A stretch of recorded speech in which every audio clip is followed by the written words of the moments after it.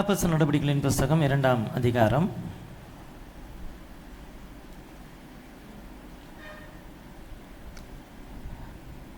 18-19. என்னுடைய ஊழியக்காரர் மேலும் என்னுடைய ஊழியக்காரிகள் மேலும் என்னுடைய அந்நாட்களில் என் ஆவியை ஊற்றுவேன். அப்பொழுது அவர்கள் தீர்க்க தரிசனம் சொல்வார்கள். ஊழியக்காரங்க மேலேயும் ஊழியக்காரிகள் மேலேயும் என்னுடைய ஆவியை என்ன செய்வேன்? ஊற்றுவேன். அப்பொழுது அவர்கள் தீர்க்க தரிசனம் சொல்வார்கள். கடந்த வாரத்தில் இந்த வார்த்தைகளை தியானித்தோம். ஒரு ஊழியக்காரர் மேலே ஒரு ஊழியக்காரி மேலே ஏன் தேவ ஆவியானுடைய அபிஷேகம் இருக்கணும்? பழைய ஏற்பாட்டு காலத்தினுடைய வசனம் சொல்லுது, ஆசாரியனுடைய உதடுகள் அறிவை என்ன செய்யணும்? காக்கணும். ஸோ ஆசானுடைய வாய்களில் இருந்து என்ன செய்வாங்களாம்? அறிவை தேடுவார்கள். நமக்கு தேவையான வார்த்தைகள், நமக்கு தேவையான சத்தியம் எங்கே இருந்து வரும் அப்படின்னா, நமக்கென்று தேவன் நியமித்த ஊழியக்காரனிடத்திலிருந்து என்ன செய்யும்? வரும். சத்தியத்தை அறிவீர்கள், சத்தியம் உங்களை விடுதலையாக்கும். ஒரு ஊழியக்காரனுக்கு திருச்சபையில் இருக்கக்கூடிய விசுவாசிகளுக்கு என்ன சத்தியம்னு தேவைன்னு தெரியும். அவர்கள் எந்தெந்த காரியங்களிலே விடுவிக்கப்பட வேண்டும் அப்படிங்கிறது என்ன செய்யும்? தெரியும். அந்த விசுவாசிகள் எந்த சத்தியத்தை அறியாததினால் அல்லது எந்த சத்தியத்திற்கு செவி கொடுக்காததினால் அல்லது எந்த சத்தியத்திற்கு கீழ்ப்படியாததினால் குறைச்சல்களில் இருக்கிறாங்க அப்படிங்கிறது தெரியும். அப்போ சபையிலிருந்து வரக்கூடியதான வார்த்தைகளுக்கு வாக்குத்தத்தங்கள், ஆசீர்வாதங்கள் அப்படிங்கிறத தாண்டி சீர்பொருந்த பண்ணுகிறதான வார்த்தைகளுக்கு எந்த விசுவாசிகள் செவி கொடுக்கிறார்களோ அந்த விசுவாசிகள் அந்த சத்தியத்தினாலே விடுவிக்கப்படுவார்கள். இவர் ஏன் இதை பேசுகிறாரு? இது எதுக்கு இன்னைக்கு பேசணும்? இது எதுக்கு சம்மந்தமே இல்லாமல் அப்படின்னா, அதை நம்ம தீர்மானிக்க முடியாது. அதை தீர்மானிக்க வேண்டியது யார்? கர்த்தர். கர்த்தர் ஒரு ஊழியக்காரனை கொண்டு ஒரு வார்த்தை பேசுகிறார் அப்படின்னு சொல்லி சொன்னால், அதற்கு அந்த வசனம் எனக்கு பிடிக்கலாம், எனக்கு பிடிக்காமல் இருக்கலாம். ஆனால் ஆண்டவரே, இன்னைக்கு என் ஊழியக்காரரை கொண்டு கர்த்தர் பேசியிருக்கீங்க. எப்படி வாக்குத்தத்தம் வர்றப்போ ரிசீவ் பண்ணுறோமோ, ஆசீர்வாதங்கள் வர்றப்போ ரிசீவ் பண்ணுறோமோ, இந்த வார்த்தையின்படி என்னை ஆசீர்வதியும் சொல்லிட்டு கிளைம் பண்ணுறோமோ, அதே போல் கண்டித்து உணர்த்துகிறதான வார்த்தைகள் வரும் பொழுது, ஆண்டவரே இந்த வார்த்தைகளுக்கு நான் ஒப்பு கொடுக்குறேன்னு சொல்லி நம்ம சொல்லும் பொழுது, தேவன் அங்கே என்ன செய்வார்னா விடுதலையை கட்டளையிடுவார். சில நேரங்களில் சில சத்தியத்திற்கு நம்மளால் செவி கொடுக்க முடியாது, அதை ஏற்றுக்கொள்ள முடியாது, அதை அக்செப்ட் பண்ண முடியாது. இல்லை, இவர் என்னை தான் பேசினார் அப்படின்னு சொல்லிட்டு என்ன செய்யணும் இருக்கும். ஆனால் தெளிவாகவே சொல்கிறேன், என்னைத்தான் பேசினார் அப்படின்ன உடனே வரைஞ்சி கட்டிட்டு அவர்கிட்ட போகக்கூடாது. என்னைத்தான் பேசினார் அப்படின்னா உணர்வடைந்து தேவ சமூகத்துக்கு என்ன செய்யணும்? போகணும். நாத்தான் தீர்க்கதரிசி சொல்கிறாரு, நீயே அந்த மனுஷன் அப்படின்ன உடனே தாவீது அதை அக்செப்ட் பண்ணுறார். ஆமாம் அப்படின்னா நான் நாத்தானை எதிர்த்து நிற்கக்கூடாது. உடனே என்ன செய்கிறாருன்னா தேவ சமூகத்துக்கு போகிறார். விழுந்து போன தாவீதின் கூடாரத்தை எடுப்பித்து கட்டுவேன், திரும்ப எடுப்பித்து கட்டுவேன்னு கர்த்தர் ஏன் சொல்கிறாரு? விழுந்து போச்சு, அது ஒன்றும் இல்லாமல் போச்சு. எந்த சூழ்நிலையிலையும் எந்த பொசிஷனில் இருந்தாலும் எவ்வளவு பெரிய உயரத்தில் இருந்தாலும் கர்த்தர் பேசினார்னு உடனே விழுந்தான் பாருங்களேன், அவன் கூடாரம் விழுந்தாலும் திரும்ப எடுப்பித்து தேவன் கட்டுவார். அப்போ எப்போ சத்தியம் நம்மளை விடுதலையாக்குன்னா, சத்தியம் பைபிளில் நிறைய இருக்குது, நிறைய சத்தியங்கள் இருக்குது. அதில் தேவன் என்னோடு கூட பேசுகிற எந்த ஒரு சத்தியத்தையும் நான் ஏற்றுக்கொண்டு அந்த சத்தியத்திற்கு என்னை கீழ்ப்படி ஒப்பு கொடுக்கும் பொழுது அந்த சத்தியம் என்னை விடுதலையாக்கும். நமக்கான ஆசீர்வாதங்கள் எல்லாம் சத்தியத்துக்குள்ளே தான் அடப்பட்டு கிடக்குது. நமக்கென்று தேவன் நியமித்த அத்தனை நன்மைகளும் சத்தியத்துக்குள்ளே தான் அடப்பட்டு கிடக்குது. ஒவ்வொரு சத்தியத்திற்காக நம்ம கீழ்ப்படிய தேவன் நம்முடைய வாழ்க்கையில் விடுதலை என்ன செய்வார், கொடுப்பார். ஒரு ஊழியக்காரனுக்கு தெரியும், இந்த குடும்பம் இன்னைக்கு இவ்வளோ கஷ்டத்தில் இவ்வளோ நெருக்கத்தில் அடி மேலே அடி வாங்குது, திரும்ப திரும்ப எந்திரிக்க முடியாமல் போராடிட்டு இருக்குன்னா இந்த காரியத்தில் இவர்கள் மீறி நடக்கிறார்கள். அப்போ இவங்களுக்கு இந்த சத்தியம் தேவை. இந்த ஒரு குறிப்பிட்ட காரியத்திலே இவர்கள் கீழ்ப்படிதலை காண்பித்தால் இவர்களுடைய குடும்பத்தினுடைய சூழ்நிலை மாறிடும்.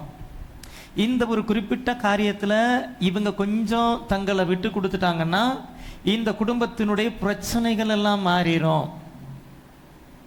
அப்போ அந்த சத்தியத்தை அறிகிறதான அறிவுக்கு நேராக நம்மளை என்ன செய்யணும், விட்டு கொடுக்கணும். கடைசி காலங்களிலே கொடிய காலங்கள் வரும் என்று அறிவீர்களாக சொல்லிட்டு அப்போஸ்தலனாகிய பவுல் சொல்கிறப்போ, சத்தியத்தை விட்டு விலகி தங்கள் இச்சைக்கேற்ற போதகர்களை தங்களுக்கு ஏற்படுத்தி கொண்டு, அப்படின்னா என்ன அர்த்தம்? எந்த திருச்சபையில் சத்தியம் போதிக்கப்படுதோ அந்த திருச்சபையில் தான் நிலைத்திருக்கணும். கண்டித்து பேசுகிறாரு, கடிந்து கொள்கிறார், அந்த திருச்சபையில் தான் என்ன செய்யணும், விடாப்பிடியாக என்ன செய்யணும், உட்காரணும். காதுக்கு இனிமையாக இருக்குது, அவ்வளோ சிரித்து பேசுவார், வாழ்க்கை சிரிச்சுட்டு போயிடும். அப்போ எந்தெந்த சத்தியங்கள் எனக்கு இன்றைக்கும் ஆறாத காயமாக இருக்கிறது கோராகினுடைய பிரசங்கம் இன்றைக்கும். ஆனால் எனக்கு நல்லா தெரியும், அந்த காலத்தில் பேசப்பட்டதான பிரசங்கங்கள், அந்த 21 நாள் மெசேஜில் அது மிக முக்கியமான மெசேஜ். நான் எதற்காக பிடிக்கப்பட்டேனோ, அப்போஸ்தலனாகிய பவுல் சொல்கிறாரு, என்னை ஒரு நோக்கத்தோடு ஆண்டவர் பிடிச்சிருக்கிறாரு, அந்த நோக்கத்தை நிறைவேற்றும்படியாக நான் என்ன செய்கிறேன், ஓடிட்டுருக்கிறேன். கோராகு என்ன நோக்கத்திற்காக பிடிக்கப்பட்டாருன்னா, எகிப்திலிருந்து அடிமைத்தனத்திலிருந்து தேவன் அவர்களை மீட்டு கொண்டு வாழும் தேனும் எடுக்கிறதான கானான் தேசத்துக்கு என்ன செய்கிறாரு, நோக்கி ஆண்டவர்கள் அவங்கள கொண்டு போயிட்டுருக்கிறார். அப்போ அவங்களுக்குள்ள முறுமுறுப்பு வருது. அந்த முறுமுறுப்பு தேவ கோபத்தை என்ன செய்து தூண்டுது. கானானை சுதந்திரிக்க வேண்டியவர்கள், தேவனுடைய ஆசீர்வாதத்தை சுதந்திரிக்க வேண்டியவர்கள், அவர்களுக்கென்று வைத்திருக்கக்கூடியதான அந்த சுதந்திரத்தை சுதந்திரிக்க கூடாதபடிக்கு இந்த முறுமுறுப்பு என்ன செய்து, ஒவ்வொரு வீடுகளிலும் இருந்து எழும்புகிறதான முறுமுறுப்பு அவர்களுக்கென்று தேவன் நியமித்த ஆசீர்வாதங்களை தடை பண்ணுது. அவர்களுடைய வாழ்க்கையை குறித்து தேவன் திட்டம் பண்ணி இருக்கக்கூடிய காரியங்கள் என்ன செய்து தடை பண்ணுது. ஒருவருக்குள் தோன்றுகிறதான கசப்பு அடுத்தடுத்துன்னு போய் அநேக குடும்பங்களை என்ன செய்து தீட்டுப்படுத்துது. அப்போ அன்றைய காலத்திற்கு தேவையான சத்தியம் அது. யார் அதற்கு செவி கொடுத்தார்களோ அதற்கு அவர்களுக்கு ஆசீர்வாதம். அப்போ ஒரு கண்டித்து உணர்த்துகிறதான ஒரு மெசேஜ் வருது அப்படின்னாலும் அக்செப்ட் பண்ணுகிறதான இருதய தேவன் என்ன செய்யணும், தரணும். ஸோ ஊழியக்காரர் மேலும் ஊழியக்காரிகள் மேலும் அந்நாட்களில் என் ஆவியை ஊற்றுவேன். ஸோ ஒரு ஊழியக்காரன் மேலே ஆவியினுடைய அபிஷேகங்கிறது இருக்க வேண்டியது அவசியம். அப்போ தான் கர்த்தர் என்ன டைரெக்ஷனில் கொண்டு போகிறாரோ அந்த டைரெக்ஷனில் தான் செய்ய முடியும். இந்த செய்தி, இந்த வசனம் வேதத்தில் நிறைய வாக்குத்தத்தம் இருக்குது, ஆயிரக்கணக்கான வாக்குத்தத்தங்கள் இருக்குது.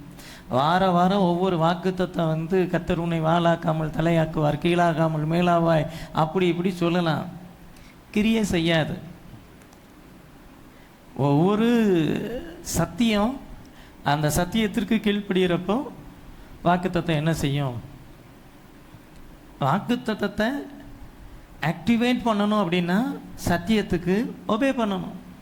ஒபே பண்ண நெக்ஸ்ட்டு ஸ்டேஜுக்கு ஆண்டவர் நம்மளை என்ன செய்வார், நடத்துவார். சரி, இன்றைக்கி நம்ம இதில் இருந்து பார்க்க போகிறோன்னா 19, 20, 21 3 வசனங்களை பார்க்க போகிறோம். அல்லாமலும் உயர வானத்திலே அற்புதங்களையும் தாழ பூமியிலே இரத்தம் அக்கினி புகைக்காடாகிய அதிசயங்களையும் காட்டுவேன். கர்த்தருடைய பெரிதும் பிரகாசமான நாள் வருகிறதற்கு முன்னே சூரியன் இருளாகவும் சந்திரன் இரத்தமாகவும் மாறும். அப்பொழுது கர்த்தருடைய நாமத்தை தொழுது கொள்ளுகிறவன் எவனோ அவன் ரட்சிக்கப்படுவான் அப்படின்னு என்ன செய்கிறோம் பார்க்குறோம். ஸோ இங்கே மிக முக்கியமான சில காரியங்களை அப்போஸ்தலனாகிய பேதுரு சொல்கிறார். பாருங்கள், இந்த வசனங்கள் ஒன்று நிகழ்காலத்தில் நடக்கிற காரியங்களை என்ன செய்கிறார்னா அவர் சொல்லிட்டு இருக்கிறார். ரெண்டாவது வருங்காலத்தில் நடக்க போகிற காரியங்களையும் சொல்லிட்டு இருக்கிறார். அது எப்படி ஒரே நேரத்தில் ரெண்டையும் சொல்ல முடியும் அப்படின்னா, இந்த வசனங்கள் அப்போஸ்தலனாகிய பேதுரு பெந்தேகோஸ்தே நாளில் பேசுகிறப்போ 100க்கு 100 அந்த நாளுக்கு பொருத்தமாக இருந்தது. அதே போல் இந்த வசனம் அது கர்த்தருடைய நாள், நியாய தீர்ப்பின் நாள் அல்லது ஆண்டவருடைய 2ஆம் வருகை அதற்கும் பொருத்தமாக என்ன செய்து இருக்குது. சரி, எப்படின்னு என்ன செய்வோம் பார்ப்போம். ஒன்று, அல்லாமல் உயர வானத்திலே அற்புதங்களையும் தாள பூமியிலே இரத்தம் அக்கினி புகைக்காடாகிய அதிசயங்களையும் காட்டுவேன். ஸோ வானத்தில் சில அடையாளங்கள் தோன்றும் அப்படின்னு சொல்லி சொல்கிறார். தாள பூமியிலே சில அடையாளங்கள், இரத்தம், அக்கினி, புகை காடாகிய சில அடையாளங்களையும் என்ன செய்வேன்னா காட்டுவேன் அப்படின்னு ஆண்டவர் சொல்கிறார். பெந்தேகோஸ்தே நாள் வந்தபோது இவர்கள் எல்லாரும் ஒருமனப்பட்டு ஓரிடத்தில் கூடியிருந்தார்கள். அப்பொழுது பலத்த காற்று அடிக்கிற முழக்கம் போல வானத்திலிருந்து சடுதியாய் ஒரு முழக்கம் உண்டாகி, ஸோ வானத்திலிருந்து தோன்றுகிறதான அடையாளம். ஸோ பேதுரு சொல்கிறாரு, இதெல்லாம் யோவேல் சொன்னது இப்போ என்ன செய்து நடந்துட்டு இருக்குது. வானத்தில் சடுதியாக என்ன செய்து ஒரு முழக்கம் உண்டாகுது. ஸோ அங்கே கூடியிருந்த எல்லா ஜனங்களும் அந்த சத்தத்தை என்ன செய்கிறாங்க கேட்குறாங்க. பிரத்யட்சமாக அந்த சத்தத்தை என்ன செய்கிறாங்க கேட்குறாங்க. அப்போ இதை சொல்கிறாரு, அல்லாமலும் உயர வானத்தில் அடையாளங்களையும் தாள பூமியில் ரத்தம் புகை காடாகிய அற்புதங்களையும் அப்படின்னு சொல்லிட்டு யோவேல் சொன்னார்லப்பா, அதிசயங்களை காட்டுவேன்னு சொன்னார்ல, அதுதான் இப்போ நடந்துட்டுருக்குன்னு சொல்லி சொல்கிறார். அதே மாதிரி கர்த்தருடைய பெரிதும் பிரகாசமான நாள் வரும் முன்னே சூரியன் இருளாகவும் சந்திரன் இரத்தமாகவும் மாறும். இதுவும் என்ன செஞ்சுன்னா நடந்துச்சு. இயேசு கிறிஸ்து சிலுவையில் அறையப்பட்டு இயேசு பிதாவே என் ஆவியை உம்முடைய கைகளிலே ஒப்பு கொடுக்குறேன்னு சொல்லிட்டு எப்போ இயேசு ஒப்பு கொடுத்தாரோ அப்பொழுது என்ன நடக்குது அப்படின்னா, பூமி முழுக்க என்ன செய்யுதுன்னா இருளாக மாறுது. ஸோ அந்த காரியங்களெல்லாம் அன்றைக்கே என்ன செய்யுதுன்னா நடக்கக்கூடிய காரியங்கள் என்ன செய்கிறோம் பார்க்குறோம். ஸோ இந்த அடையாளங்கள் எல்லாம் என்ன செய்யுது அப்படின்னா அன்னைக்கே என்ன செய்யுதுன்னா நடக்குது. அது அந்த காலத்திற்கும் பொருந்தும் அப்படின்னு என்ன செய்கிறோம் பார்க்குறோம். அதே போல் இயேசு கிறிஸ்துவினுடைய வருகையின் போதும் இந்த அடையாளங்கள் எல்லாம் என்ன செய்யணும் நடக்கும். வானத்தில் சில அடையாளங்கள் தோன்றும் அப்படின்னு ஆண்டவர் சொல்கிறார்.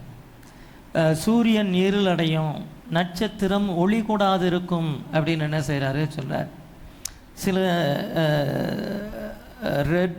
ரெட்டாக அந்த சிவப்பாக என்ன செய்ய மாறும், ரெட் மூன், ப்ளூ மூன், இப்படி நிறைய காரியங்கள் என்ன செய்கிறாங்கன்னு சொல்கிறேன். அது என்னென்னா, இது இத்தனை வருஷம் இப்படி தான் இருந்தது அப்படிங்கிறத தாண்டி இத்தனை வருஷத்தில் நாங்கள் இப்படி பார்க்கல அப்படின்னு சொல்லக்கூடிய காலத்துக்கு நேராக நம்ம போயிட்டுருக்கோம்.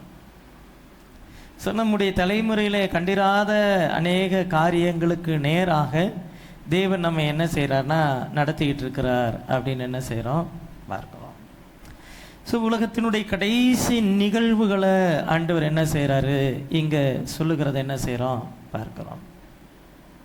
அநேக அற்புதங்கள், அடையாளங்கள் இதெல்லாம் என்ன செய்யும் வானத்தில் தோன்றும் அப்படின்னு என்ன செய்கிறார் சொல்ல. நம்ம என்னதான் வேதத்திலிருந்து சில காரியங்களை தியானித்தாலும் ஒரு சில இடங்களில் அதை பற்றி ரொம்ப ப்ரீஃபாக எக்ஸ்ப்ளனேஷன் கொடுத்துருக்க மாட்டாங்க. வசனம் மிக ரத்தின சுருக்கமாக ஒரு வார்த்தையில் சொல்லிட்டு கடந்து போயிடுவாங்க. ஆனால் அதை நம்ம உட்கார்ந்து எப்போ அதை இன்னும் நல்லா டீப்பாக ஸ்டடி பண்ணுறோமோ அப்போ பார்த்தீங்க அப்படின்னா அதுக்கு நிகராக அல்லது அந்த காரியத்தை நம்ம விளங்கி கொள்ளுகிறதற்கு ஏதுவாக பல காரியங்கள் அங்கங்கே நடந்திருக்கிறத நம்மளால் பார்க்க முடியும்.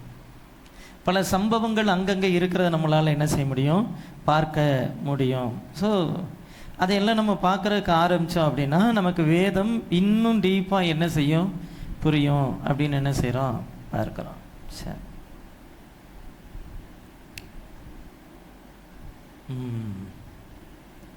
சரி.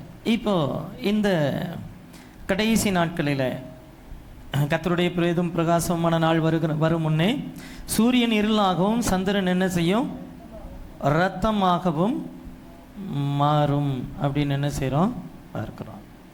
சரி, வெளிப்படுத்தின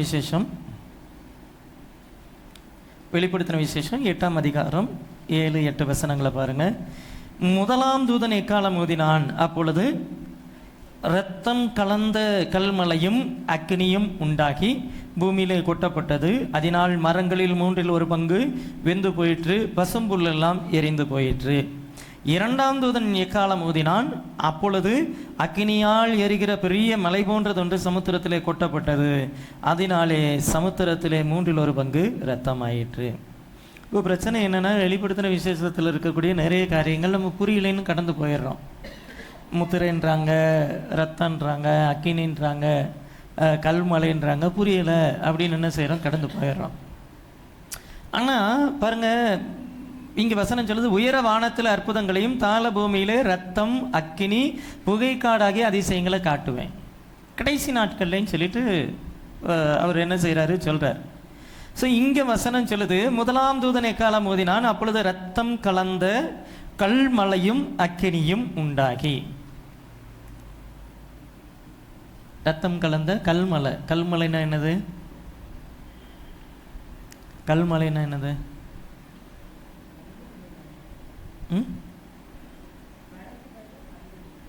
மலைக்கு பதிலாக கல் விழுகுமா? இப்போ ஆலங்கட்டி மலைலாம் சொல்கிறோம் இல்லையா, ஐஸ் கட்டி மலை. ஸோ அந்த மாதிரி பெருசு பெருசாக என்ன செய்யலாம், அதில் அக்கினியும் என்ன செய்யணும் இருக்கும். ஐஸ் கட்டி என்ன கலரில் இருக்கும், வெள்ளையாக விழுகுது, நம்ம எடுத்து கையில் வச்சுட்டு விளையாடுவோம். அதுவே சிவப்பாக விழுகுது, மழை வந்து ரத்தமாக விழுகுது. உங்கள் வீட்டுக்கு மேலே இருந்து ஒரு 4 சொட்டு ரத்தம் விழுகட்டும், என்ன ஆகும்? ஸோ இதை வந்து ஆண்டு சில பிரத்யட்சமாக என்ன செய்யணும் நடக்கும்னு சொல்கிறார். இப்போ நமக்குள்ளே ஒரு கேள்வி வரும், இப்படிலாம் நடக்குமா, இப்படிலாம்? ஸோ சில நேரங்களில் வந்து ரொம்ப எக்ஸாஜரேட் பண்ணி ரொம்ப அதை ரொம்ப பெருசு பண்ணி சொல்கிறாங்களோ, இது இப்படி இல்லாமல் நடக்கும் அப்படி கூட நமக்கு தோன்றதுக்கான வாய்ப்பு இருக்குது. அல்லது நம்மளை பயப்படுத்துறதுக்காக கடைசி காலங்களில் இப்படிலாம் நடக்கும்னு ஒருவேளை பைபிளில் எழுதி வச்சுருக்குதோ. பாருங்கள், சங்கீதமும் நீதிமொழிகளும் படிச்சுட்டு போகிற ஆட்களுக்கு இந்த பயம்லாம் வராது, பிரச்சனையே இல்லை. ஆனால் எடுத்து உட்காந்து நீங்கள் படித்தீங்கன்னா தான் வேதத்தின் மகத்துவங்கள். நம்ம பைபிளில் சொல்லாதது எதுவுமே இல்லை. நம்ம சுற்றி நடக்கக்கூடிய அத்தனை காரியங்களும் பிரத்யட்சமாக நமக்கு சொல்லப்பட்டது தான். இதில் இருக்கக்கூடியதான காரியங்கள் இன்றைக்கி என் கண்ணு முன்னாடி நடக்கலை அப்படின்னு சொல்லி நம்ம சொல்லக்கூடிய அநேக காரியங்கள் நம்மளை சுற்றி உலகத்தின் ஏதோ ஒரு மூலையில் நடந்துட்டு தான் இருக்குது.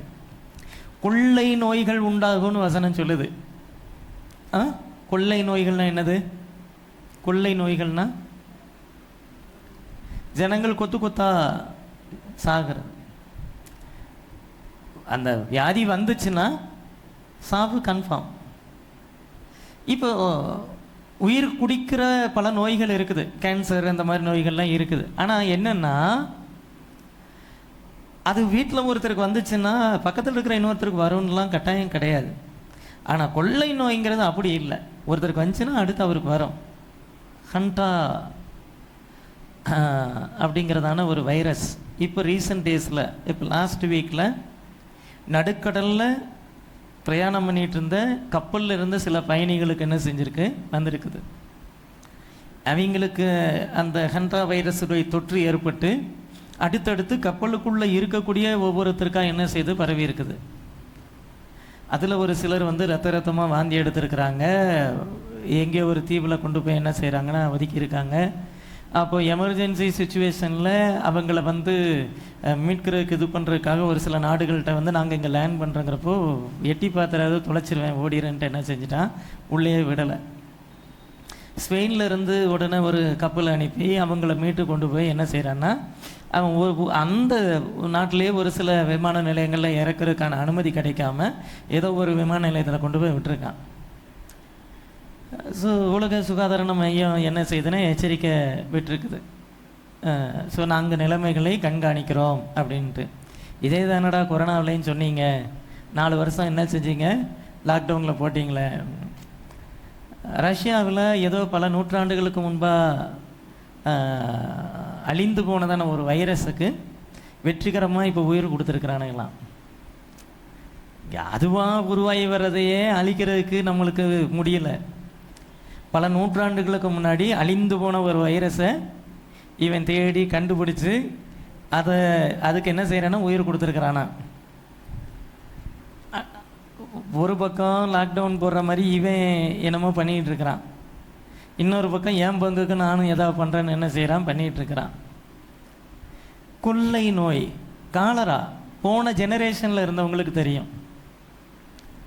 அடித்தா அடுத்தடுத்த வீடுகளில் இருக்கிற எல்லாருக்கும் என்ன செய்யணும், திருநெல்வேலி மாவட்டத்திலெல்லாம் சிலம்பம் கற்றுக் கொடுத்து சிலம்ப ஆசான்களாக இருந்த மிக திடகாத்திரமாக இருந்த ஆட்கள்லாம் காலரா வந்தால் 1 நாள் 2 நாளில் செத்து கொத்தா என்ன செஞ்சாங்கன்னா விழுந்தாங்க. அவ்வளோ மோசமான வியாதி. ஓ அப்படியான்னு கேட்டுட்டு இருந்திருப்போம். நம்ம தலைமுறையில் கொரோனா வந்ததுக்கப்புறம் தான் தெரியும்.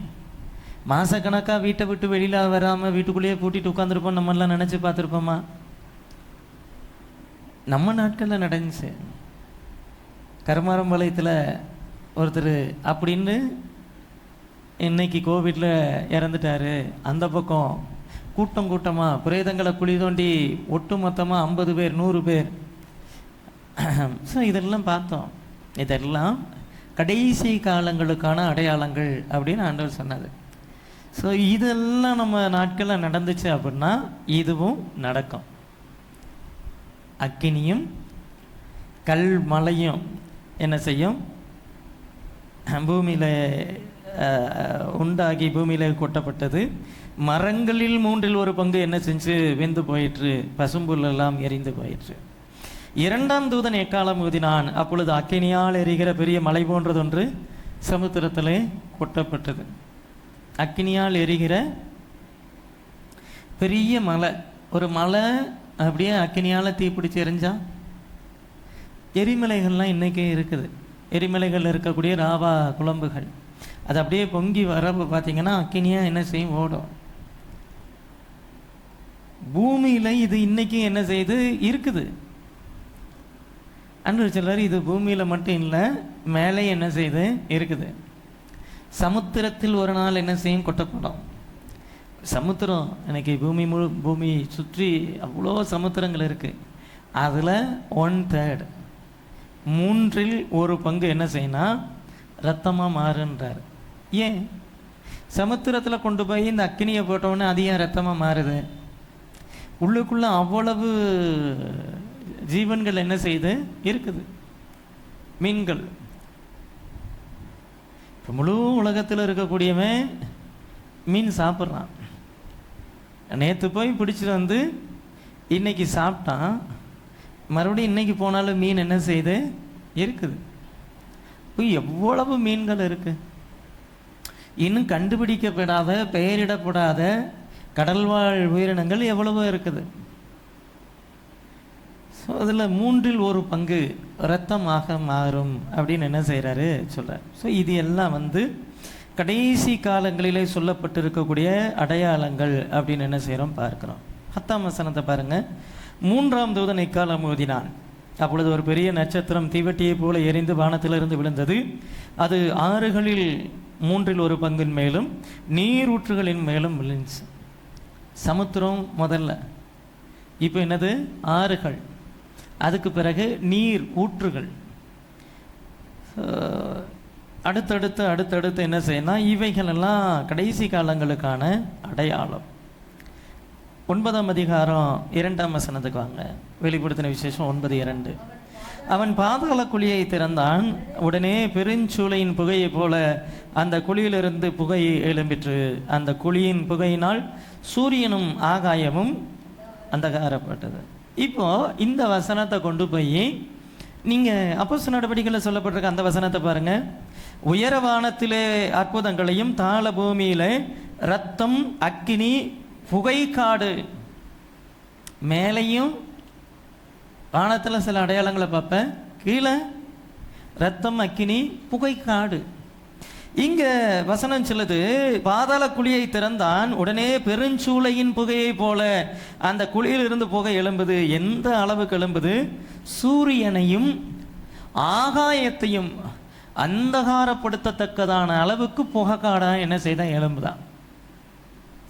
இன்னைக்கும் நம்ம இருக்கிறோம், எங்கேயோ ஒரு இடத்துல தீப்பிடிக்குது, தீப்பிடிச்சு ஏதோ ஒரு இந்த நொயல் பக்கத்தில் ஒரு நாள் ஃபேக்ட்ரி ஒன்று தீப்பிடிச்சு எரிஞ்சு, அது கொஞ்சம் தூரத்தில் இருந்து பார்க்கக்கூடியவங்களுக்கு கூட மேலே பார்த்தா அந்த இடத்துல என்ன இவ்வளோ புகை வருது. இது அப்படி இல்லை, பாதாள குழியில இருந்து எழும்பக்கூடியதான புகை. இது எந்த அளவுக்கு புகையா எழும்புது அப்படின்னா, சூரியனையும் ஆகாயத்தையும் அந்தகாரப்படுத்தத்தக்கதான விதத்தில் என்ன செய்யுதுன்னா எலும்புன்னு சொல்லி சொல்கிறார். இதுதான் பேதுரு சொல்கிறார். நம்ம நல்லா பார்த்துக்கணும். அப்போஸ்தலர் நடவடிக்கைகளில் சொல்லக்கூடியதான காரியங்கிறது பேதுரு பிரசங்கத்தை லூக்கா பதிவு பண்ணுறார். ஆனால் வெளிப்படுத்தின விசேஷத்தில் சொல்லப்படுகிறதான காரியங்கிறது ஆண்டவர் யோவானுக்கு வெளிப்படுத்தினதான விசேஷம். இங்கே பேதுரு என்ன சொன்னாரோ அது எப்படி நடக்க போகுது அப்படிங்கிறத யார் சொல்கிறான்னு கேட்டால் யோவான் சொல்கிறார். பேதுரு மொத்தமாக கடைசி நாட்களில் நடக்க போகுதுப்பா, உயர வானத்தில் சில அடையாளங்கள் நடக்க போகுதுப்பா, தாழ பூமியில் அக்கினி புகை கடை வரப்போகுதுப்பா, சும்மா இல்லை, பாதாளத்தினுடைய குழியை ஒருத்தன் என்ன செய்வான்? திறப்பான். பாருங்க, இது இந்த வசனம் ஒரு 40-50 வருஷத்துக்கு முன்னாடி இருந்த தலைமுறைகளுக்கு எப்படின்னு புரியாது. எப்படி திறப்பான்? என்ன திறப்பான்? நமக்கு இன்றைக்கி ரொம்ப சிம்பிளாக புரிகிற அளவுக்கு பாதாள சாக்கடைங்கிற ஒரு திட்டத்தை கொண்டு வந்திருக்கான். அதில் இருக்கக்கூடிய மூடி அதை திறந்து பாருங்க, அது கீழே தான் என்ன செய்யுது? எல்லாமே இருக்கு. திறந்த உடனே குப்புன்னு என்ன செய்யும்? நாத்தை அடிக்கும். ஸோ இது போல பாதாள குழி பூமிக்கு கீழே என்ன செய்து இருக்குது? அதை திறக்கிறப்போ அது என்ன செய்யணும்? புகையை போல அப்படின்னு என்ன செய்யறேன்னா பார்க்குறோம்.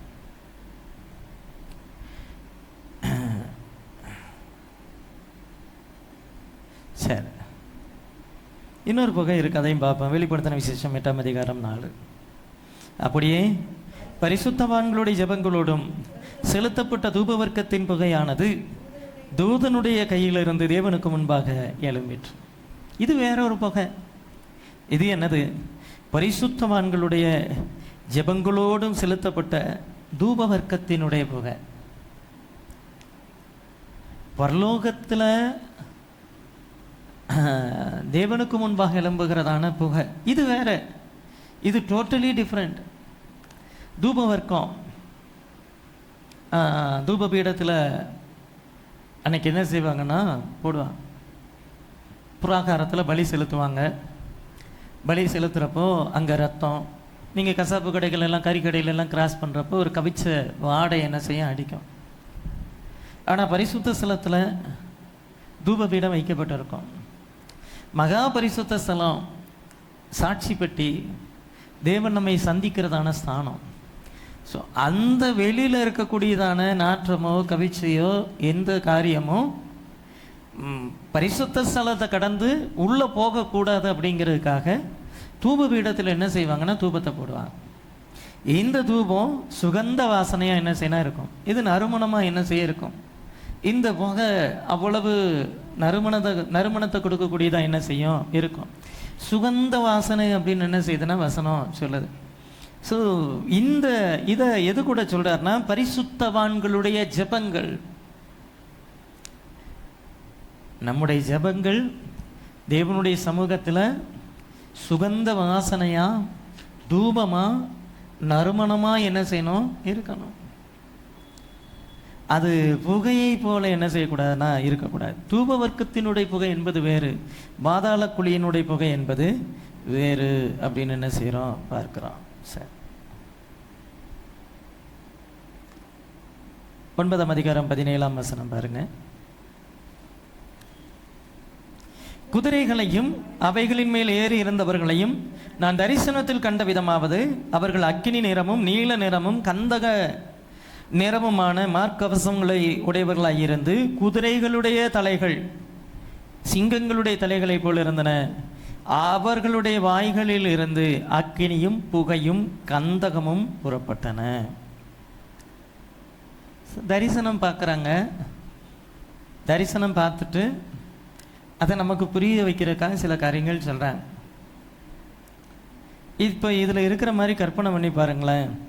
குதிரையின் மேல் குதிரைகளையும் அவைகள் மேல் ஏறி இருக்கிறவர்களையும் நான் தரிசனத்தில் பார்க்குறேன். அவர்கள் அக்கினி நிறமும் நீல நிறமும் கந்தக நிறமுமான மார்க்கவசங்களை போட்டிருக்கான். அக்கினி நிறம்னா என்னது? கந்தக நிறம்னா என்னது? நீல நிறம் ஓரளவுக்கு ஓகே. அக்கினி நிறம்னா சிகப்பு ஆரஞ்சு கலந்து அப்படி ஒரு மாதிரி கந்தகம். சிங்கங்களுடைய தலைகள் குதிரைகளுடைய தலைகள். சும்மா வரைஞ்சி பாருங்களேன். அப்படி ஒன்று நம்ம பார்த்துருக்கவே மாட்டோம். அப்படி ஒன்று நம்ம பார்த்துருக்கவே மாட்டோம். ஆனால் அவைகளுடைய வாய்களிலிருந்து அக்கினியும் புகையும் கந்தகமும் புறப்பட்டன. பேதுரு அந்த பெந்தைக்கோஸ்தே நாளில் சொல்லப்பட்டதான அந்த பிரசங்கத்தினுடைய காரியங்களை எப்படியெல்லாம் சம்பவிக்கும் அப்படிங்கிறத வெளிப்படுத்தின விசேஷத்தில் யோவான் என்ன செய்கிறார்னா சொல்லிக்கிட்டே இருக்கிறத என்ன செய்கிறோம் பார்க்குறோம். 18ஆம் வசனம் பாருங்கள். அவர்களுடைய வாய்களில் அவைகளுடைய வாய்களிலிருந்து புறப்பட்ட அக்கினி புகை கந்தகம் என்னும் இம்மூன்றினாலும் மனுஷரில் 1/3 கொல்லப்பட்டார்கள். ஒரு வீடு தீப்பிடிச்சு எரியுது. காப்பாற்றுறதுக்குள்ளே போனதான ஃபயர் சர்வீஸில் இருக்கக்கூடிய ஒரு நபர் இறந்துட்டார், அல்லது உள்ளே இருந்து 4-5 பேர் இறந்துட்டாங்க. ஆனால் தீக்காயம் எதுவுமே இல்லை. தீக்காயத்துலேயும் இறந்து போனவங்க உண்டு. தீ இல்லை, புகை. அந்த புகையில் மூச்சு முட்டியும். இது அந்த பாதாள குழியை திறந்ததுக்கு பிறகு அடுத்தடுத்து புகையாக என்ன செய்து வருது. நம்ம வீட்டு பக்கத்தில் ஒரு குப்பை தொட்டியை எரிக்கிறாங்க, இல்லை இந்த மருந்து அடிச்சுட்டு வருவாங்க, புகை ஃபுல்லாக அடிச்சுட்டு வருவாங்க. நீங்கள் அது கொஞ்சம் கதவை திறந்து வச்சுருங்களேன், கொஞ்சம் புகை உள்ளுக்குள்ளேயும் வரட்டுன்ட்டு உட்கார முடியாது, மூச்சு அடைக்கும்.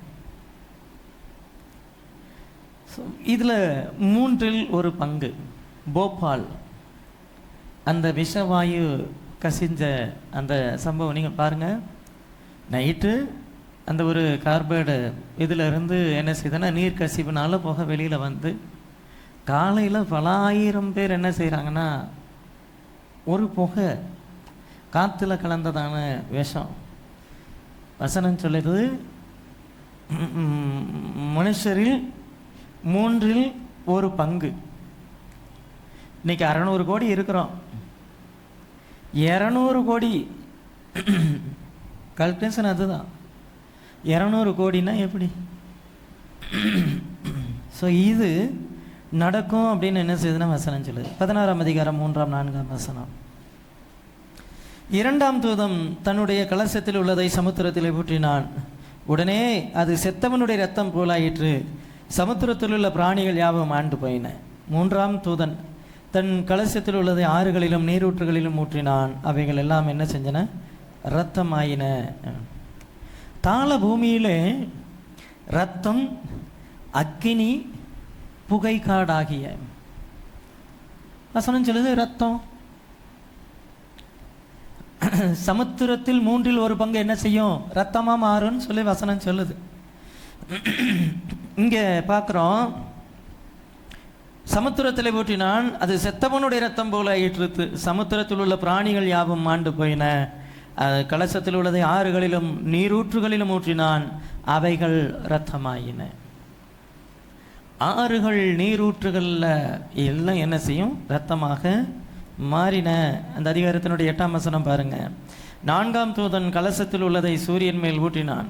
தீயினால் மனுஷரை தகிக்கும்படி அதற்கு அதிகாரம் கொடுக்கப்பட்டது. எதில் ஊற்றினானாமா?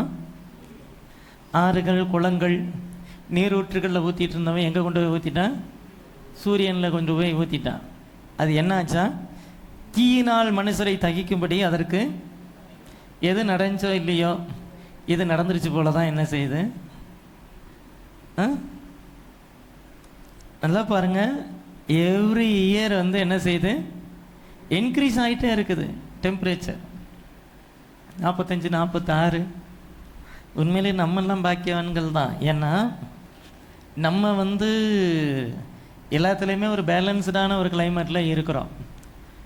நமக்கு குளிரும் -டிகிரிக்கெல்லாம் போகாது, வெயிலும் 45, 46 அதை தாண்டி என்ன செய்யாது, பெருசாக போகாது. எங்கேயாவது ஒரு இடத்துல 47 பதிவாகும். நார்த்தில் எல்லாம் 51, 52 போகும். நீங்கள் அங்கே வெயில் காலத்தில் வெளியில் வந்தால், காலையில் ஒரு 9 மணி 10 மணிக்கு வெளியில் வந்தால் காற்று அடிக்கும். காற்று அடிக்கிறப்போ அந்த மணல் காற்று, அந்த மணல் வந்து உங்கள் மேலே பட்டுருச்சுன்னா கொப்பளங்களாக என்ன செய்ய வரும். நீங்கள் வெளியில் போயிட்டு வீட்டுக்கு வந்தீங்கனாலே போதும், பகலில் ஃபுல்லாக கொப்பளம் வந்துடும். அங்கே ஸ்கூல் டைமே மாற்றிடுவாங்க. சம்மர் சீசன்லலாம் பார்த்தீங்கன்னா காலையில் 6 மணிக்கு ஸ்கூல் வச்சு 10 மணிக்கு வீட்டுக்கு அனுப்பிடுவாங்க. நீங்கள் அங்கே குளிர் கிளைமேட்டாக அப்படி தான், -டிகிரியில் போயிடும். வீட்டை விட்டு வெளியில் வர முடியாது. 4-5 ஜர்க்கினை போட்டு வெளியில் வந்தால் தான் உண்டு. அப்படி வெளியில் வந்தாலும் முன்னாடி வர்றவங்க கண்ணுக்கு தெரிய மாட்டான். எல்லாத்துலேயுமே ரொம்ப இது எல்லாமே அடையாளங்கள் அப்படின்னு வசனம் சொல்லுது. இது எல்லாமே அடையாளங்கள் அப்படின்னு வசனம் சொல்லுது. சரி, இதை இன்னும் என்ன செய்வேன்னா பார்ப்போம். இது எல்லாமே என்ன அப்படின்னு சொல்லிட்டு பார்க்குறப்போ அடுத்த வசனத்தில் அவர் சொல்கிறாரு, கர்த்தருடைய பெரிதும் பிரகாசமான நாள் வருகிறதுக்கு முன்னே சூரியன் இருளாகவும் சந்திரன் ரத்தமாகவும் மாறும். அப்பொழுது கர்த்தருடைய நாமத்தை தொழுது கொள்ளுகிறவன் எவனோ அவன் ரட்சிக்கப்படும். பாருங்க, பேதுருவினுடைய பிரசங்கத்தில் ஒரு பக்கம் கடைசி காலத்துக்கான எச்சரிப்புகளை சொல்லிட்டு வர்றார், வார்னிங்ஸ், சைன்ஸ், அடையாளங்களை சொல்லிட்டு வர்றார். அதே சமயம் இதை மாத்திரமே சொல்லிட்டு ஒரு எச்சரிப்பை சொல்லி அடையாளங்களை சொல்லி அதோடு கூட இது பண்ணாமல், அப்பொழுது கர்த்தருடைய நாமத்தை தொழுது கொள்ளுகிறவன் ரட்சிக்கப்படுவான். உன்னை சுற்றி என்ன வேணாலும் நடக்கட்டும், ஆவிக்குரிய வாழ்க்கை நீ காத்துக்கிட்ட, கர்த்தருடைய நாமத்தை தொழுது கொள்ளுகிறவன் என்ன செய்வனா ரட்சிக்கப்படுவான். யாரா இருந்தாலும் ஆண்டவரை தேடி தன்னை சுற்றி நடக்கக்கூடிய இந்த காரியங்கள் மத்தியில் ஆண்டவரே என்னை காப்பாற்றுங்கன்னு சொல்லி ஆண்டவர் சமூகத்தில் விழுந்தான்னா அவன் ரட்சிக்கப்படுவான் அப்படின்னு சொல்லி பார்க்குறோம். நியாய தீர்ப்பையும் கிருபையும் தேவன் என்ன செய்கிறார்னா கொடுக்குறார். தொழுது கொள்ளுகிறவன் ரட்சிக்கப்படுவான். 1/3 மனுபுத்திரர் மாண்டு போவாங்கன்னா யாராக இருக்கும்? தொழுது கொள்ளாதவர்கள். ஸோ நாம் ரட்சிக்கப்பட வேண்டுமானால், ரட்சிப்பு அப்படிங்கிற நமக்கு வேணும் அப்படின்னா ஆண்டவர் சொல்லக்கூடியதான காரியம், நம்மை சுற்றிலும் நடக்கக்கூடியதான அடையாளங்களை கண்டு நம்ம அவரோடு கூட இருக்கக்கூடியதான அந்த ரிலேஷன்ஷிப்பை சரி பண்ணிவிட்டு ரட்சிப்பிற்கு ஏற்ற கிரியைகளை, மனம் திரும்புதலை, செயல்பாடுகளை நம்ம வாழ்க்கையில் என்ன செய்யணும், காமிக்கணும் அப்படின்னு என்ன செய்கிறாருன்னா சொல்கிறார். பாருங்கள், ஜட்ஜ்மெண்ட்டு அப்படிங்கிறத ஆண்டவர் கொடுக்கணும்னா கொடுத்துட்டு போயிடலாம். ஆனால் ஜட்ஜ்மெண்ட் கொடுக்கறதுக்கு முன்னாடி வார்னிங் கொடுக்குறாரு. அந்த வார்னிங்கை கேட்டு கர்த்தருடைய நாமத்தை தொழுது கொள்ளுகிறவன் ரட்சிக்கப்படுவான். அதை அசட்டை பண்ணுறவன் நியாய தீர்ப்புக்குள்ளே தள்ளப்படுவான் அப்படிங்கிறத என்ன செய்கிறோம் பார்க்கலாம். சரி, ஸோ ஆண்டவரை பொறுத்த வரைக்கும் சைலண்ட்டாக ஜட்ஜ்மெண்ட்டை கொடுக்க மாட்டார். நான் செய்ய போகிறதை என் சிநேகிதனாகிய ஆபிரகாமுக்கு மறைப்பேனோ அப்படின்னு சொல்லி சொல்கிறார். ஆபிரகாம்கிட்ட எல்லாத்தையும் ஷேர் பண்ணிட்டு சொல்லிட்டு அதுக்கு பிறகுதான் செய்கிறார். நினிவே பட்டணத்தை அவர் அழிக்கணும்னு நினச்சிருந்தா அழிச்சிருக்கலாம். ஆனால் இன்னும் 40 நாட்கள் உண்டு, அப்பொழுது நினிவே கவிழ்க்கப்பட்டு போகும் சொல்லிட்டு யோனாவை அனுப்பி அந்த ஜனங்களை எச்சரித்து அதற்கு பிறகு தேவன் என்ன செய்கிறான்னா அந்த ஜனங்களுக்கு விடுதலை கொடுக்குறார். ஆனால் அதற்கு பிறகு 100 ஆண்டுகள் திரும்ப அந்த ஜனங்கள் தங்களுடைய கேட்டுக்கு திரும்பின போது நினிவே கவிழ்க்கப்பட்டது அப்படின்னு என்ன செய்கிறோம் பார்க்குறோம். ஸோ முதல்ல நல்லா புரிஞ்சுக்கணும், ஆண்டவர் ஃபஸ்ட்டு தெளிவாக வார்னிங் கொடுப்பார். அதுக்கப்புறம் சில அடையாளங்களை காமிப்பார். அதுக்கு பிறகு தான் என்னன்னா ஜட்ஜ்மெண்ட் அப்படின்னு என்ன செய்கிறோம் பார்க்குறோம். சரி,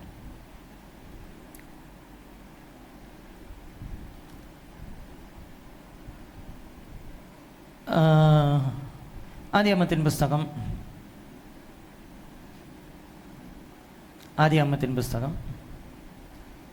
6ஆம் அதிகாரம் 5ஆம் வசனம் பாருங்க.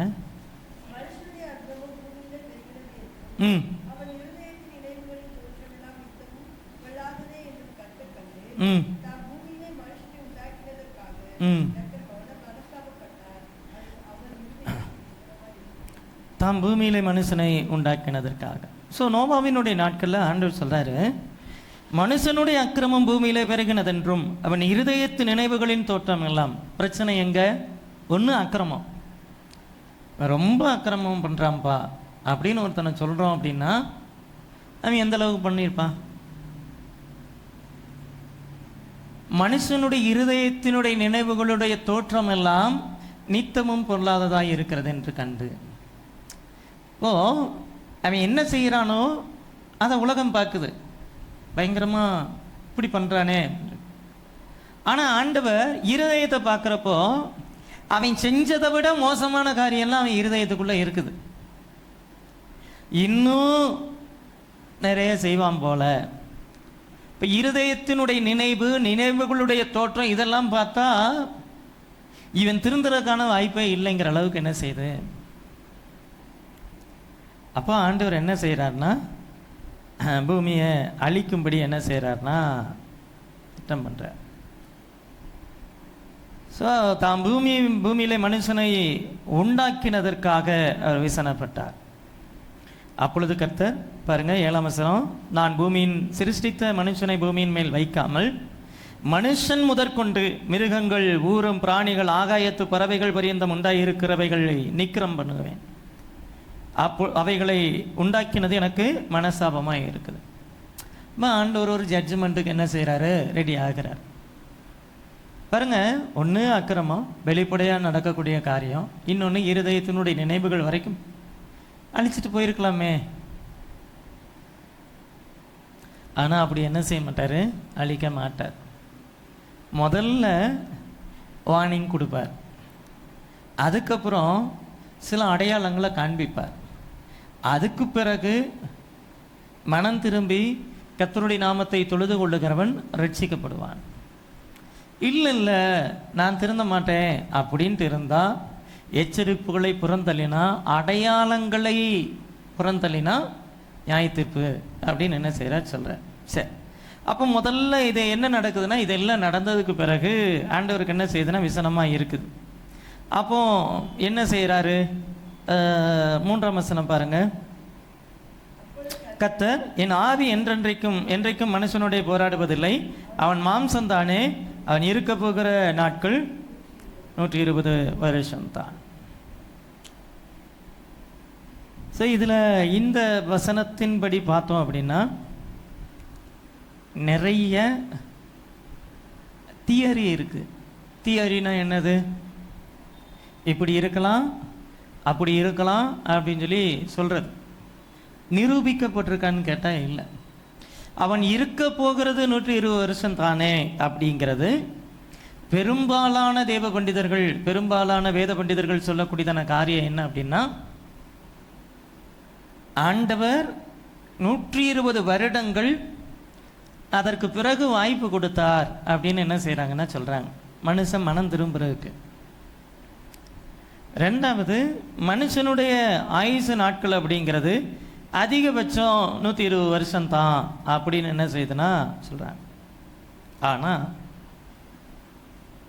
ஆதியாகமம் 5ஆம் அதிகாரம் 32ஆம் வசனம் பாருங்க. ம் ம் ஆனால் இங்கே என்னன்னா, அவனுடைய அதிகபட்ச ஆயுசு நாட்கள் 120 வருஷம் அப்படின்னா, நோவாவுக்கே 500 வயசு ஆச்சு. அப்படிங்கிறப்ப இருக்க போகிற 120 வருஷம் தானே அப்படின்னு சொல்லி மனிதனுடைய ஆயுசு நாட்களை பற்றி பேசாமல், ஸோ இதை வச்சு தான் என்ன சொல்கிறாங்கன்னா, தேவன் மனஸ்தாபப்பட்டதற்கு பிறகு அந்த ஜலப்பிரளயம் வருகிறதற்கு இடைப்பட்டதான காலம் 120 வருஷம் அப்படின்னு என்ன செய்கிறாங்கன்னா சொல்கிறாங்க. சரி, அப்போ ஆண்டவர் என்ன செய்கிறாருன்னா, ஃபஸ்ட்டு கிரேஸ் பீரியடை ஃபிக்ஸ் பண்ணுறார். 120 வருஷம் அப்படின்னு என்ன செய்கிறாரு சொல்கிறார். அதற்கு பிறகு தேவன் என்ன செய்கிறார்னா, ஒரு மனுஷனை என்ன செய்கிறார்னா எழுப்புறார். மனுஷன் முதற்கொண்டு மிருகங்கள், ஊரும் பிராணிகள், ஆகாயத்து பறவைகள் எல்லாத்தையும் நிக்கிரகம் பண்ணுவேன்னு சொல்லிட்டு நோவாவுக்கோ கர்த்தருடைய கண்களிலே கிருபை கிடைத்தது.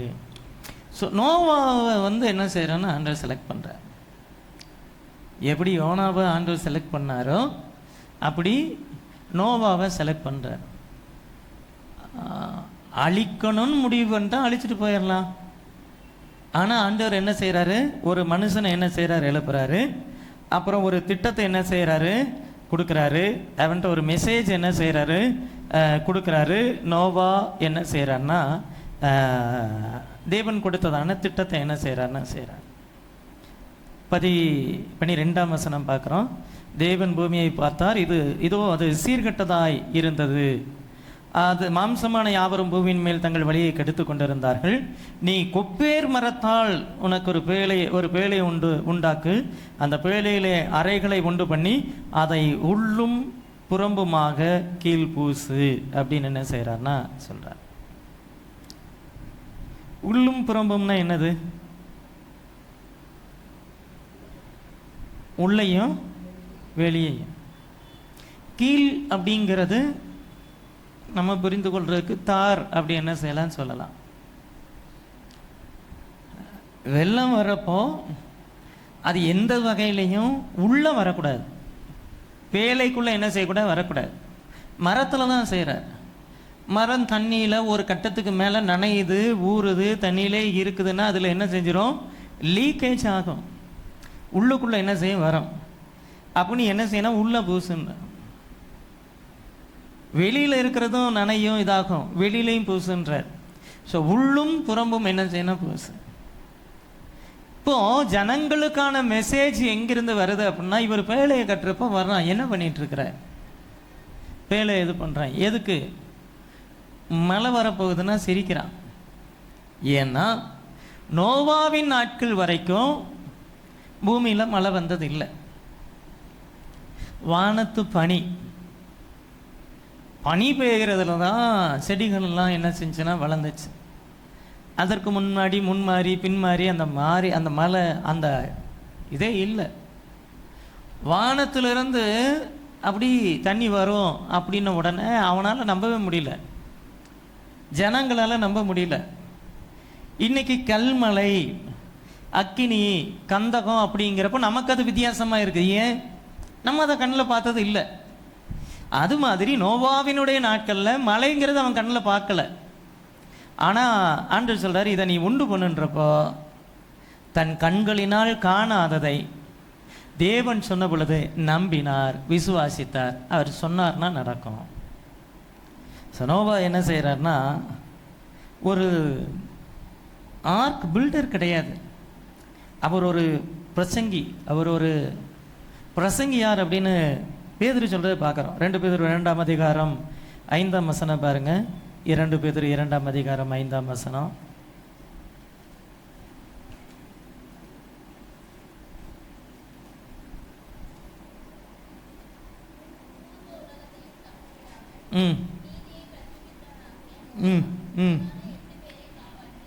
என்ன செஞ்சாரா நோவா? நீதியை பிரசங்கித்தார். பூர்வ உலகத்தையும் தப்ப விடாமல் நீதியை பிரசங்கித்தவனாகிய நோவா. ஆனா நோவாவினுடைய பிரசங்கத்தில் ரட்சிக்கப்பட்டவங்க 8 பேர் தான். நோவாவினுடைய மினிஸ்ட்ரி ஃபெயிலியரா? 8 பேர் தான் காக்கப்பட்டார்கள். அப்போ நோவாவினுடைய மினிஸ்ட்ரி ஃபெயிலியரா? இல்லை. ஆண்டவரை பொறுத்த வரைக்கும் நம்பர்ஸ் அப்படிங்கிறத அவர் பெருசாக பொருட்படுத்துறதில்லை. கர்த்தருடைய நாமத்தை தொழுது கொள்ளுகிறவன் ரட்சிக்கப்படுவான். யார் எத்தனை பேர் செவி சாய்க்கிறார்களோ. இன்னைக்கு தான் அந்த மெகா சர்ச் கான்செப்ட் 50,000 பேர் 1,00,000 பேர் வச்சிருக்கிறது பெருசு இல்லை. அத்தனை ஆத்துமாக்களுக்கும் உத்தரவாதம் கொடுக்கணும். அத்தனை ஆத்துமாக்களையும் சரிவர கர்த்தருக்குள் நடத்தி அத்தனை ஆத்துமாக்களுக்குமான உத்தரவாதத்தை கொடுக்கணும். நோவாவை பொறுத்த வரைக்கும் அவருடைய பிரசங்கத்தை எத்தனை பேர் கேட்டாங்கங்கிறதெல்லாம் பிரச்சனை இல்லை. நீதியை பிரசங்கித்தார், அவருடைய குடும்பத்தை ஆதாயப்படுத்தினார். நோவா கண்ட தரிசனத்தை குடும்பம் நம்பினது. நோவா கேட்ட தேவ எச்சரிப்பை அவருடைய குடும்பம் நம்பினது. நோவா சொன்ன தேவ எச்சரிப்பை கேட்டு அவனுடைய குடும்பம் என்ன செஞ்சுன்னா செவி கொடுத்து வேலைக்குள்ளே என்ன செஞ்சாங்க, போனாங்க அப்படின்னு என்ன செய்கிறோம் பார்க்குறோம். ஸோ நிறைய பேர் என்ன செய்யலாம்னா கேட்டிருக்கலாம், இது எதுக்கு இவ்வளவு பெரிய கப்பல் சொல்கிறாரு, நியாய தீர்ப்பு வரப்போகுது, தேவனுக்கு இந்த பூமியை உண்டாக்கினது விசனமாக இருக்குது, எல்லாரையும் என்ன செய்கிறாருன்னா அழிக்க போகிறாரு, வயசாயிருச்சு, முத்தி போச்சு. இன்னைக்கு ஒரு 50-60 தாண்டின பெருசுகளெல்லாம் பார்த்துருக்கீங்களா? ஒரு 70-80 தாண்டி எனதையாக பேசிகிட்டு இருப்பாங்க. அவங்க பேசுகிறது புரியாது, நம்ம செய்கிறது அவங்களுக்கு பிடிக்காது. நாங்கள்லாம் அந்த காலத்தில் அப்படின்னு ஆரம்பித்தோம்னா இந்த காலத்து பிள்ளைங்க தலைதறிக்க எங்கேயாவது ஓடிட்டுருப்பாங்க, உட்காந்து கேட்க முடியாது. அந்த மாதிரி 70-80க்கே தாங்க முடியலன்னா இவரெல்லாம் நோவா 500 வருஷத்துக்கு முன்னாடி உள்ள ஒரு கதையை எடுத்து சொல்கிறாருன்னு வைங்களேன், எப்படி இருக்கும் பாருங்கள். உலகம் வெகு வேகமாக மாறுது. 10 வருஷத்துக்கு முன்னாடி நீ இருந்தேன்னா அது உன் தலையெழுத்து, அதையும் இப்போ பேசுகிற அப்படின்னு கேட்கக்கூடிய காலத்துக்கு நம்ம வந்துட்டோம். புரியாது, விளங்காது. அப்போ இவர் சொல்கிறது நிறைய பேரால் என்ன செய்ய முடியலன்னா கேட்க முடியல. ஒன்று, யாருமே ஃப்ளட்டை எக்ஸ்பீரியன்ஸ் பண்ணலை. இப்போ சுனாமி எந்த வருஷம் வந்துச்சு? 2004. 2004க்கு முன்னாடி சுனாமியை பற்றி எத்தனை பேர் பயந்தாங்க? கடல் கடற்கரைக்கு போகிறோம், நம்ம நின்று வேடிக்கை பார்க்குறோம், இதை தாண்டி இன்னும் 2 கிலோமீட்டர் வந்துடுன்னு சொன்னோம்னா யாரு சொன்னாலும் என்ன செய்ய மாட்டாங்க, நம்ப மாட்டாங்க. அப்படிலாம் நடக்கிறதுக்கு வாய்ப்பே இல்லை. அது என்ன பெரிய அலையாக இருக்கும், அது அவ்வளோ வேகமாக வந்த மாதிரி இருக்கும். கரையில் என்ன செய்யணும்னா அது ரிப்பீட்டடாக வரக்கூடிய ஒரு ஏரியான்னு ஒரு லிமிட் வச்சுருக்கோம். இம்மட்டும் வா, மிஞ்சி வராதே அப்படின்ட்டு ஒரு லிமிட் வச்ச மாதிரி என்ன செஞ்சாலும் திரும்ப போயிடும். அதை தாண்டி வெளியில் வரன்னு யாரும் எதிர்பார்க்கல. நம்ம நல்ல அந்த சம்பவங்களை பார்த்தோம்னா கடல் உள்வாங்குது, 1 கிலோமீட்டர் 2 கிலோமீட்டருக்கு உள்வாங்குது, உள்வாங்கிட்டு திரும்ப 2 கிலோமீட்டர் 3 கிலோமீட்டர் 4 கிலோமீட்டர் வெளியில் வருது. நம்மளே ஒரு ஜம்ப் பண்ணணும்னா 2 ஸ்டெப் பின்னாடி போயிட்டு ஓடி ஜம்ப் பண்ணுறப்போ நம்ம நின்ற இடத்துலேருந்து ஜம்ப் பண்ணுறதை விட ஒரு படி மேலே போவோம். சுனாமி பாருங்க, இந்த தலைமுறையில் நம்மளே நிறைய காரியங்களை பார்த்துருக்குறோம். ஆனால் எக்ஸ்பீரியன்ஸ் பண்ணுறதுக்கு முன்னாடி நமக்கு ஒருத்தர் சொன்னால் நம்ம நம்ப மாட்டோம். எக்ஸ்பீரியன்ஸ் பண்ணினதுக்கு பின்னாடி இப்படிலாம் நடக்குன்னா நம்ம நம்புவோம். இன்னைக்கு திடீர்னு ஒரு சுனாமி எச்சரிக்கைன்னு விடுறாங்கன்னு வைங்களேன், போ அப்படிலாம் வராது, நம்ம கடலுக்கு போவோமா? போக மாட்டோம். கடற்கரைக்கு போகலான்னு பிளான் பண்ணுறீங்க, டிக்கெட்லாம் புக் பண்ணிட்டீங்க, சுனாமி எச்சரிக்கை வருது, சரி போய் வீடியோ எடுத்துகிட்டு வருவோம்னா போவீங்க? போக மாட்டீங்க. ஏன்? பார்த்துருக்குறோம். எத்தனை பேர் கொத்தாக போனாங்கன்னு என்ன செய்கிறோம், பார்த்துருக்குறோம். அதெல்லாம் ஒன்றும் ஆகாதுன்னு சொல்லிட்டு துணிஞ்சு நின்றுக்கிட்டு இருந்தவன் இல்லை, அவனை தூக்கிட்டு போய் பனைமர உயரத்தை கொண்டு போய் என்ன செய்து சாத்தி இருக்குது. அப்போ நோவாவினுடைய நாட்களில் அந்த ஜனங்கள் எக்ஸ்பீரியன்ஸ் பண்ணலை. எக்ஸ்பீரியன்ஸ் பண்ணாத ஒரு காரியத்தை ஆண்டவர் சொல்கிறார், அவர் பிலீவ் பண்ணுறார். நோவா அதை நம்புகிறார். அதை நம்பிட்டு பெரிய ஒரு வேலையை என்ன செய்கிறார்.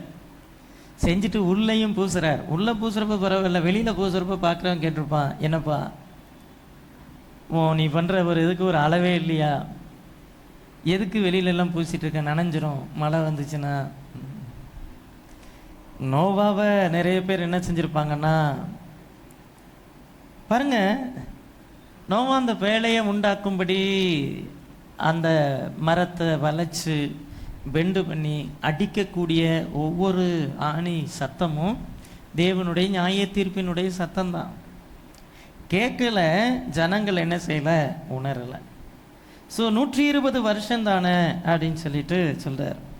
நல்லா பார்க்கணும், ஜனங்கள் வார்னிங்ஸை என்ன செஞ்சாங்கன்னா இக்னோர் பண்ணாங்க.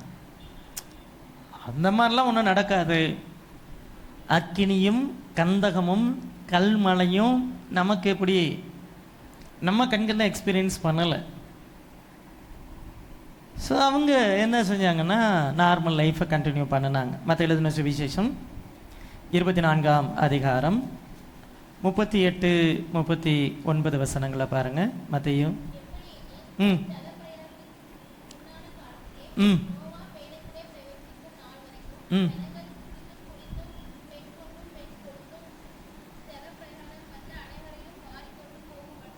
ம் அவங்க என்ன செய்கிறாங்களா, ஜலப்பிரளயம் வந்து அனைவரையும் மாறிக்கொண்டு போக மட்டும் என்ன செஞ்சாங்க, உணராது இருந்தார்கள். அதுக்கு முந்தின வசனம் வாசிங்க.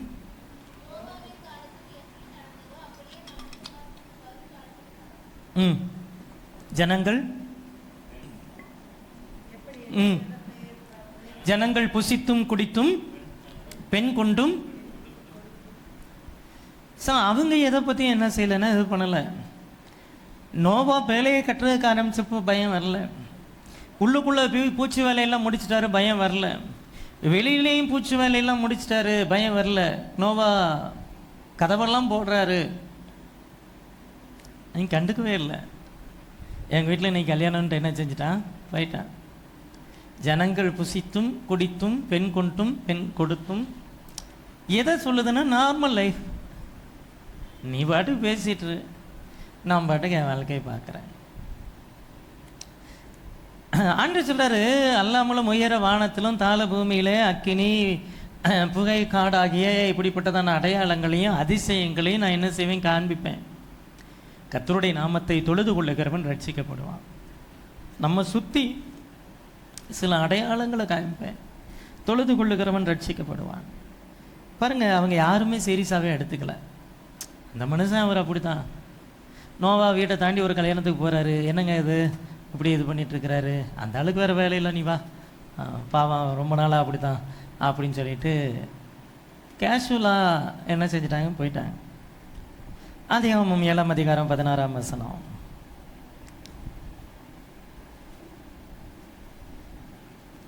ஏழாம் அதிகாரம் 16.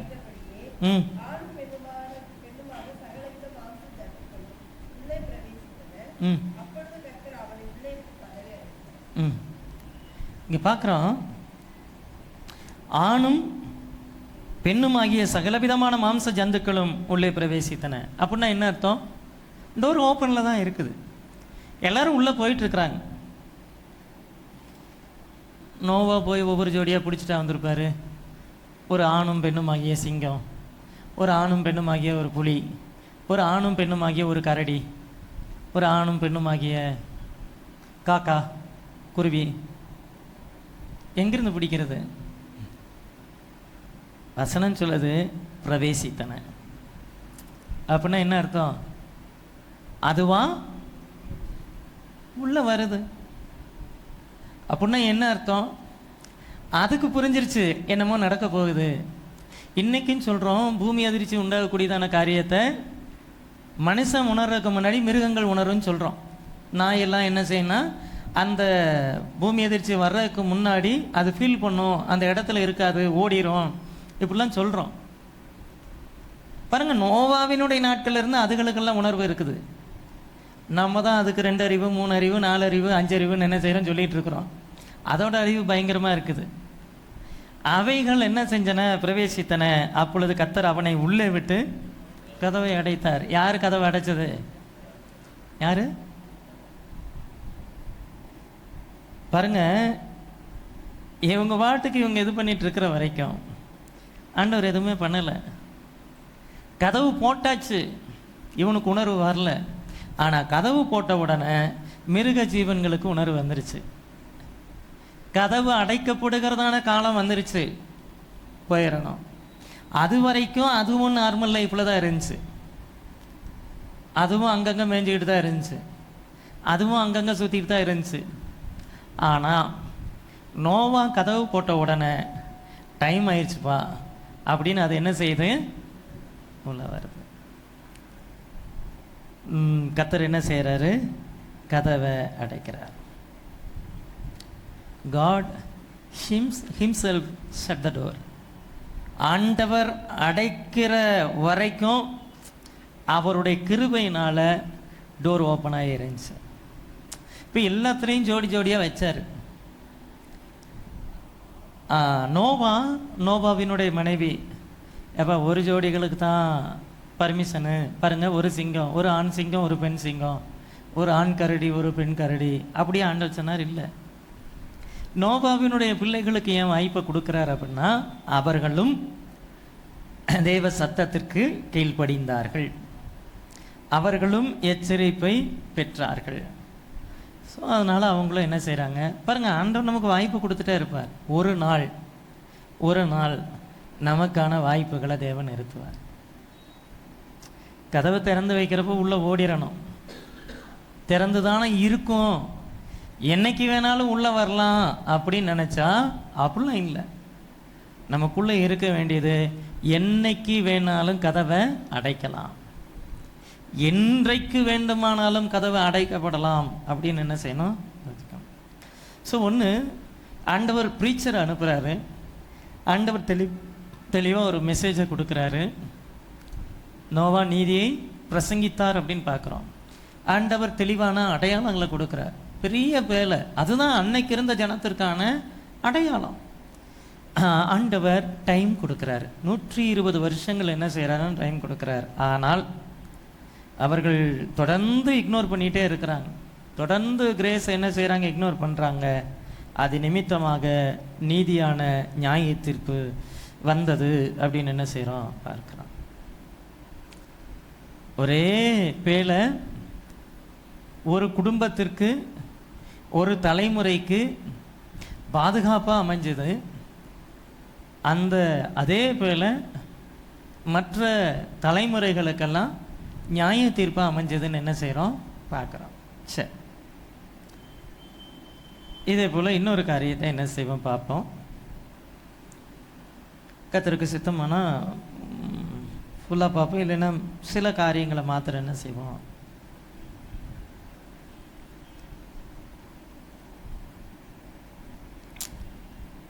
யாத்ராகமத்தின் புஸ்தகம் 7ஆம் அதிகாரம் 12ஆம் 7ஆம் அதிகாரம் 20ஆம் வசனம் பாருங்க.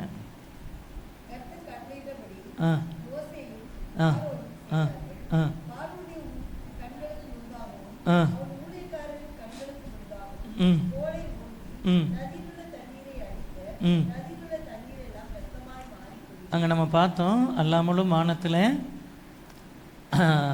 அடையாளங்களையும் பூமியிலே ரத்தம். இந்த ரத்தம் சொல்லிட்டு மீன் பண்ணி வரக்கூடியதான பெரும்பாலான காரியங்கள் நீர்நிலைகளில் தேவன் காண்பிக்கக்கூடியதான அடையாளம். 1/3 சமுத்திரம், ஆறுகள், நீர்நிலைகள் மேலே என்ன செய்வேன், ஊற்றுவேன். பாருங்க, இந்த வெளிப்படுத்தின விசேஷத்தில் யோவான் சொன்னதையும் பெந்தைக்கோஸ்தே நாளில் நம்ம பேதுரு சொன்னதையும் நமக்கு ஒருவேளை புரியாமல் இருக்கலாம், எகிப்தியர்களுக்கு புரியும். இந்த பிரசங்கத்தை, இந்த செய்தியை யோவானோ அல்லது பேதுருவோ எகிப்தியர்களுக்கு பிரசங்கித்திருந்தா கேட்டிருப்பாங்க. ஏன் இதையெல்லாம் மோசே அப்பமா செஞ்சிட்டாரு. இந்த ரத்தம், புகை காடாகிய அக்கினி, நம்ம பின்னாடி வருவோம், அக்கினி, கந்தகம், கல்மலை, இதெல்லாம் எகிப்தியர்கள் அந்த நாட்களே பார்த்துட்டாங்க. என் ஜனங்கள் என்னை ஆராதிக்கும்படி அவர்களை போக விடுன்னு சொல்லிட்டு கர்த்தர் மோசையை அனுப்பி பேசுகிறார், கேட்கல. அவர் சொல்கிறார் என்ன செய்யணும்னா, நைல் நதியில் என்ன செய்கிறார்னா அடிக்கும்படியாக என்ன செய்கிறாருன்னா சொல்கிறார், அடிக்கும்படி என்ன செய்கிறாரு சொல்கிறார். 19ஆம் வசனம் பாருங்களேன். மேலும் கர்த்தர் மோசையை நோக்கி, நீ ஆரோனிடத்தில் உன் கோலை எடுத்துக்கொண்டு எகிப்தின் நீர்நிலைகளாகிய அவர்கள் வாய்க்கால்கள் மேலும் நதிகள் மேலும் குளங்கள் மேலும் தண்ணீர் இருக்கிற எல்லா இடங்கள் மேலும் அவைகள் இரத்தமாகும்படி உன் கையை என்ன செய்ய நீட்டு. அப்படின்னா என்ன அர்த்தம்? ஒவ்வொரு குளத்துலையும் போய் நீட்டிகிட்டு இருப்பாங்களா? ஒவ்வொரு நீர்நிலைகள்லையும் போய் புசு புசுன்னு எதாவது காமிச்சிட்டு இப்படி இப்படி நீட்டிட்டு அப்படிலாம் இல்லை. இது எல்லாத்துக்கும் தண்ணி எங்கேருந்து போகுதுன்னா நைலில் இருந்து என்ன செய்யும் போகும். நிறைய நீர்நிலைகள் என்ன செய்து இருக்குது, நிறைய நதிகள் என்ன செய்து இருக்குது. ஆனால் இந்த நைல் நதி அப்படிங்கிறது என்ன செய்யுதுன்னா, ஸோ அப்போது ரத்தமாகும்படி உன் கையை நீட்டு, அப்பொழுது எகிப்து தேசம் எங்கும் மரப்பாத்திரங்களிலும் கற்பாத்திரங்களிலும் ரத்தம் உண்டாயிருக்கும். என்னது? தண்ணியை மரப்பாத்திரங்களில் பிடிச்சி வச்சுருப்பாங்க, கற்பாத்திரங்களில் பிடிச்சி வச்சுருப்பாங்க. கல்லில் வந்து பாத்திரங்கள். பழைய வீடுகள் எல்லாம் பார்த்தீங்கன்னா சிமெண்ட் தொட்டி கட்டி வச்சுருப்பாங்க. சிமெண்ட் தொட்டி தனியாகவே அப்போல்லாம் ரவுண்டாக என்ன செய்யணும் விற்கும், அதை வாங்கி தண்ணி பிடிச்சி வச்சுருப்பாங்க. அங்கே வந்து பழக்கம் வந்து கச்சாடிகள், கணவூர் கல்யாண வீட்டில் கச்சாடிகளிலே தண்ணீரை நிரப்பினார்கள். ஸோ எகிப்துலேயும் என்ன செய்வான்னா நதிகள் குளங்கள் அங்கே இருக்கக்கூடிய நீர்நிலைகளில் அதையும் தண்ணி பிடிச்சி வீட்டில் எதில் ஊற்றி வச்சுருப்பான்னா மரச்சாடிகள்லையும் கச்சாடிகள்லையும் என்ன செய்வான்னா ஊற்றி வச்சுருப்பான். சொல்கிறாரு, நீ என்ன செய்யணும் நீட்டு. அப்போ நதியில் இருக்கக்கூடியதான மீன்கள் செத்து நதி நாரி போகும், நதியின் தண்ணீர் எகிப்திற்கு குடிக்கக்கூடாமற் போகும். இதெல்லாம் என்ன செய்கிறாருன்னா ஆண்டவர் சொல்கிறாரு கையை நீட்டு அப்படின்னு என்ன செய்கிறாரு சொல்கிறாரு. பார்வோனுடைய கண்களுக்கு முன்பாகவும் அவன் ஊழியக்காரருடைய கண்களுக்கு முன்பாகவும் கோலை ஓங்கி நதியில் உள்ள தண்ணீரை அடிக்க நதியில் உள்ள தண்ணீர் எல்லாம் என்ன செஞ்சு ரத்தமாயிருச்சு. இப்போ நதியில் மாத்திரம் இல்லை, இங்கே ரத்தமாக மாறினது அங்கங்கே இருக்கக்கூடியதான குளங்கள் எல்லாம் ரத்தமாக மாறிடுச்சு. பல கிலோமீட்டர் தள்ளி இருக்கலாம். எங்கள் ஊருக்கெல்லாம் இந்த பிரச்சனை இல்லை அப்படிலாம் எவனும் சொல்ல முடியல. இங்கே அடித்த அடி எல்லா இடங்களுக்கு என்ன செய்து போகுது. அது எது வரைக்கும் போகுதுன்னா, இவன் வீடுகளுக்குள்ளே வச்சிருக்கிற பிடிச்சி வச்சிருக்கக்கூடிய நல்ல தண்ணி அப்படின்னு சொல்லி பிடிச்சி வச்சிருக்கக்கூடிய மரச்சாடிகளிலும் கச்சாடிகளிலும் இருக்கக்கூடிய தண்ணீர் வரைக்கும் ரத்தமாக மாறிடுச்சு. நதிகளில் இருக்கக்கூடியதான மீன்கள் செத்து நதி நாரி போயிட்டு, நதியின் தண்ணீரை என்ன செய்யலை, மழை காலத்தில் தண்ணி கொஞ்சம் கலங்கி வரும். இன்றைக்கி நம்ம ஊர்கள்லையும் வரும். அந்த தண்ணி நம்ம குடிப்போமா? குடிக்க மாட்டோம். கொஞ்சம் கலங்கி தான் வருது. அவனுக்கு தண்ணியே ரத்தமாக மாறிடுச்சு. குடத்துக்குள்ளே கையை விட்டு மோந்து வெளியில் எடுக்கிறப்போ ரத்தமாக மாறி வருது, அவ்வளோதான். அம்மானு அலறிட்டு என்ன செய்வான்? இதெல்லாம் வெளிப்படுத்தின விசேஷத்தில் சொல்கிறது கடைசி நாட்களில் சம்பவிக்க போகிறவைகள். இதெல்லாம் ஒரு 4000 வருஷத்துக்கு முன்னாடி மோசே அப்பவுமே எகிப்தில் என்ன செஞ்சிட்டாரு, எகிப்தின் மந்திரவாதிகள் தங்கள் மந்திர வித்தைகளினால் அப்படி செய்தார்கள். ஏங்க இதெல்லாம் ஒன்றும் பெரிய விஷயம் இல்லைங்க, நாங்களும் செய்வோம்னு சொல்லிட்டு எகிப்தின் மந்திரவாதிகள் என்ன செய்கிறாங்க, தண்ணீரை ரத்தமாக மாற்றுறாங்க. இது இவ்வளவு தான், ஒரு சின்ன மேஜிக் தான், நாங்களும் செஞ்சுருவோம் அப்படின்னு செய்கிறாங்க. எகிப்தின் மந்திரவாதிகள் இவங்க இப்படி செய்கிறாங்க. பார்வோன்னு நினச்சிட்டான் இவன் எங்கேயோ போய், ஏன்னா 40 வருஷம் மோசே அரண்மனையில் தான் இருந்தார். அப்புறம் 40 வருஷம் ஓடிட்டார். எகிப்தின் சகல சாஸ்திரங்களையும் கற்று தேர்ந்த மோசே எங்கேயோ போய் இந்த வித்தைகள் எல்லாம் கற்றுட்டு வந்து இப்போ நம்ம முன்னாடி என்ன செய்கிறாரு, இவர் மேஜிக் காமிச்சிட்டு இருக்கிறாரு அப்படின்னு என்ன செய்கிறான்னு நினைக்கிறான். சரி, எகிப்தின் மந்திரவாதிகள் பேர் என்ன? மந்திரவாதிகள் பேர் என்ன? ஏற்கனவே சொல்லி கொடுத்துருக்குறேன் நான்,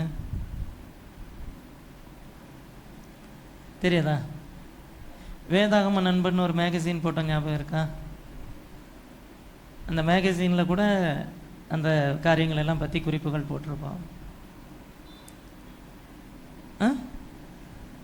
பேர், அந்த மந்திரவாதிகளுக்கு பேர் என்னது? மந்திரவாதிகள்னு அங்கங்கே வரும். யார் அவங்க? அவங்க பேர் என்ன?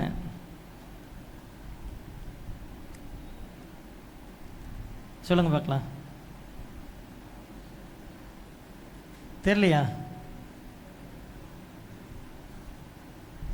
சில காரியங்களை வந்து சொல்லித்தரப்போ என்ன பண்ணுது பேர்?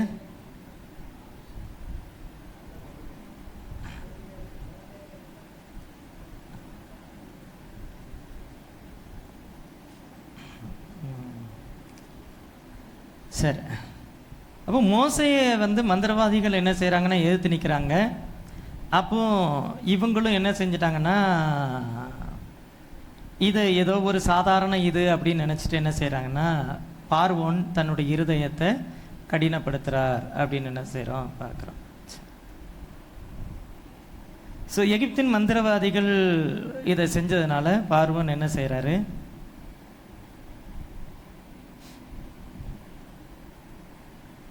இரண்டு தீமோத்தேயு 3ஆம் அதிகாரம் 8ஆம் வசனம்.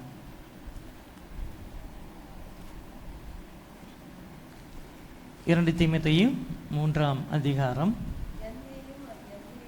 என்னையும் எம்பிரேயும் மோசேக்கு எதிர்த்து நின்றது போல இவர்களும் சத்தியத்திற்கு எதிர்த்து நிற்கிறார்கள். இவர்கள் துர்ப்புத்தியுள்ள மனுஷர்கள், விசுவாச விஷயத்தில் பரீட்சைக்கு. அவங்க பேர் என்னது? என்னையும் எம்பிரேயும் மோசேக்கு என்ன செஞ்சாங்களாம்? எதிர்த்து நின்னாங்க அப்படின்னு என்ன செய்கிறாருன்னா பவுல் சொல்கிறார். பவுல் எகிப்து தேசத்தில் இருக்கக்கூடிய மந்திரவாதிகளுடைய பெயர்கள் என்ன செய்கிறாரு? ஏன் பவுல் கற்று தேர்ந்தவர்னு சொல்லி சொல்கிறோம் அப்படின்னா, பவுல் பேரை சொல்லலைன்னா நமக்கு தெரியாது. ஏன்னா மோசே என்ன செய்யலை, அவங்க பேரை என்ன செய்யலை, இங்கே சொல்லலை. ஸோ என்னையும் எம்பிரேயும் மோசேக்கு என்ன செஞ்சாங்க? ஏற்று நின்னாங்க அப்படின்னு என்ன செய்கிறோம் பார்க்குறோம். சரி, எதுக்கு தேவையில்லாமல் நைலில் போய் அடித்தாங்க? எதுக்கு போய் நைல் நதியில் போய் அடித்தாங்க? நைல் நதியை பொறுத்த வரைக்கும் எகிப்து தேசத்தினுடைய ஆசீர்வாதம் அப்படின்னு என்ன செஞ்சாங்கன்னா பார்த்தாங்க. நைல் நதியை பொறுத்த வரைக்கும் எகிப்து தேசத்தினுடைய தெய்வமாக அதை என்ன செஞ்சாங்கன்னா பார்த்தாங்க. நீர்நிலைகளை தெய்வமாக வழிபடுகிறதான பழக்கம் எகிப்தியருக்கு இருந்தது. நம்ம நாட்டில் இருக்குதா? நம்ம நாட்டில் நீர்நிலைகளை தெய்வமாக என்ன செய்கிறாங்க? வழிபடக்கூடியதான அனுபவம் என்ன செய்து இருக்குது. ஸோ அந்த இது வந்து அவங்களுக்கும் என்ன செஞ்சுன்னா இருந்துச்சு. ஸோ அவங்க அதை வந்து ரொம்ப புனிதமானதாக பார்த்தாங்க. அதை அவங்களுடைய பெருமைக்குரிய அடையாளமாக பார்த்தாங்க.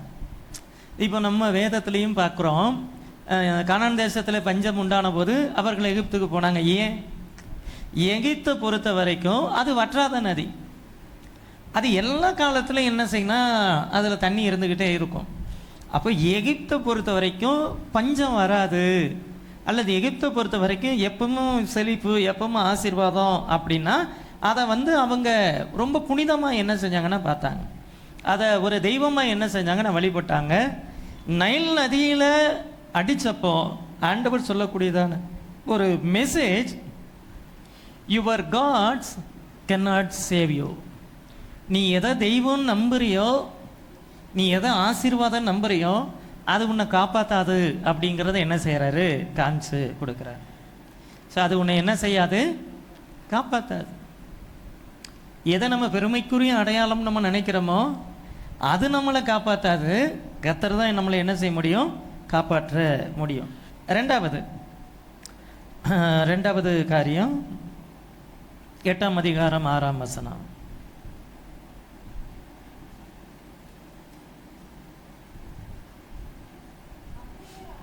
ம் ம் ம்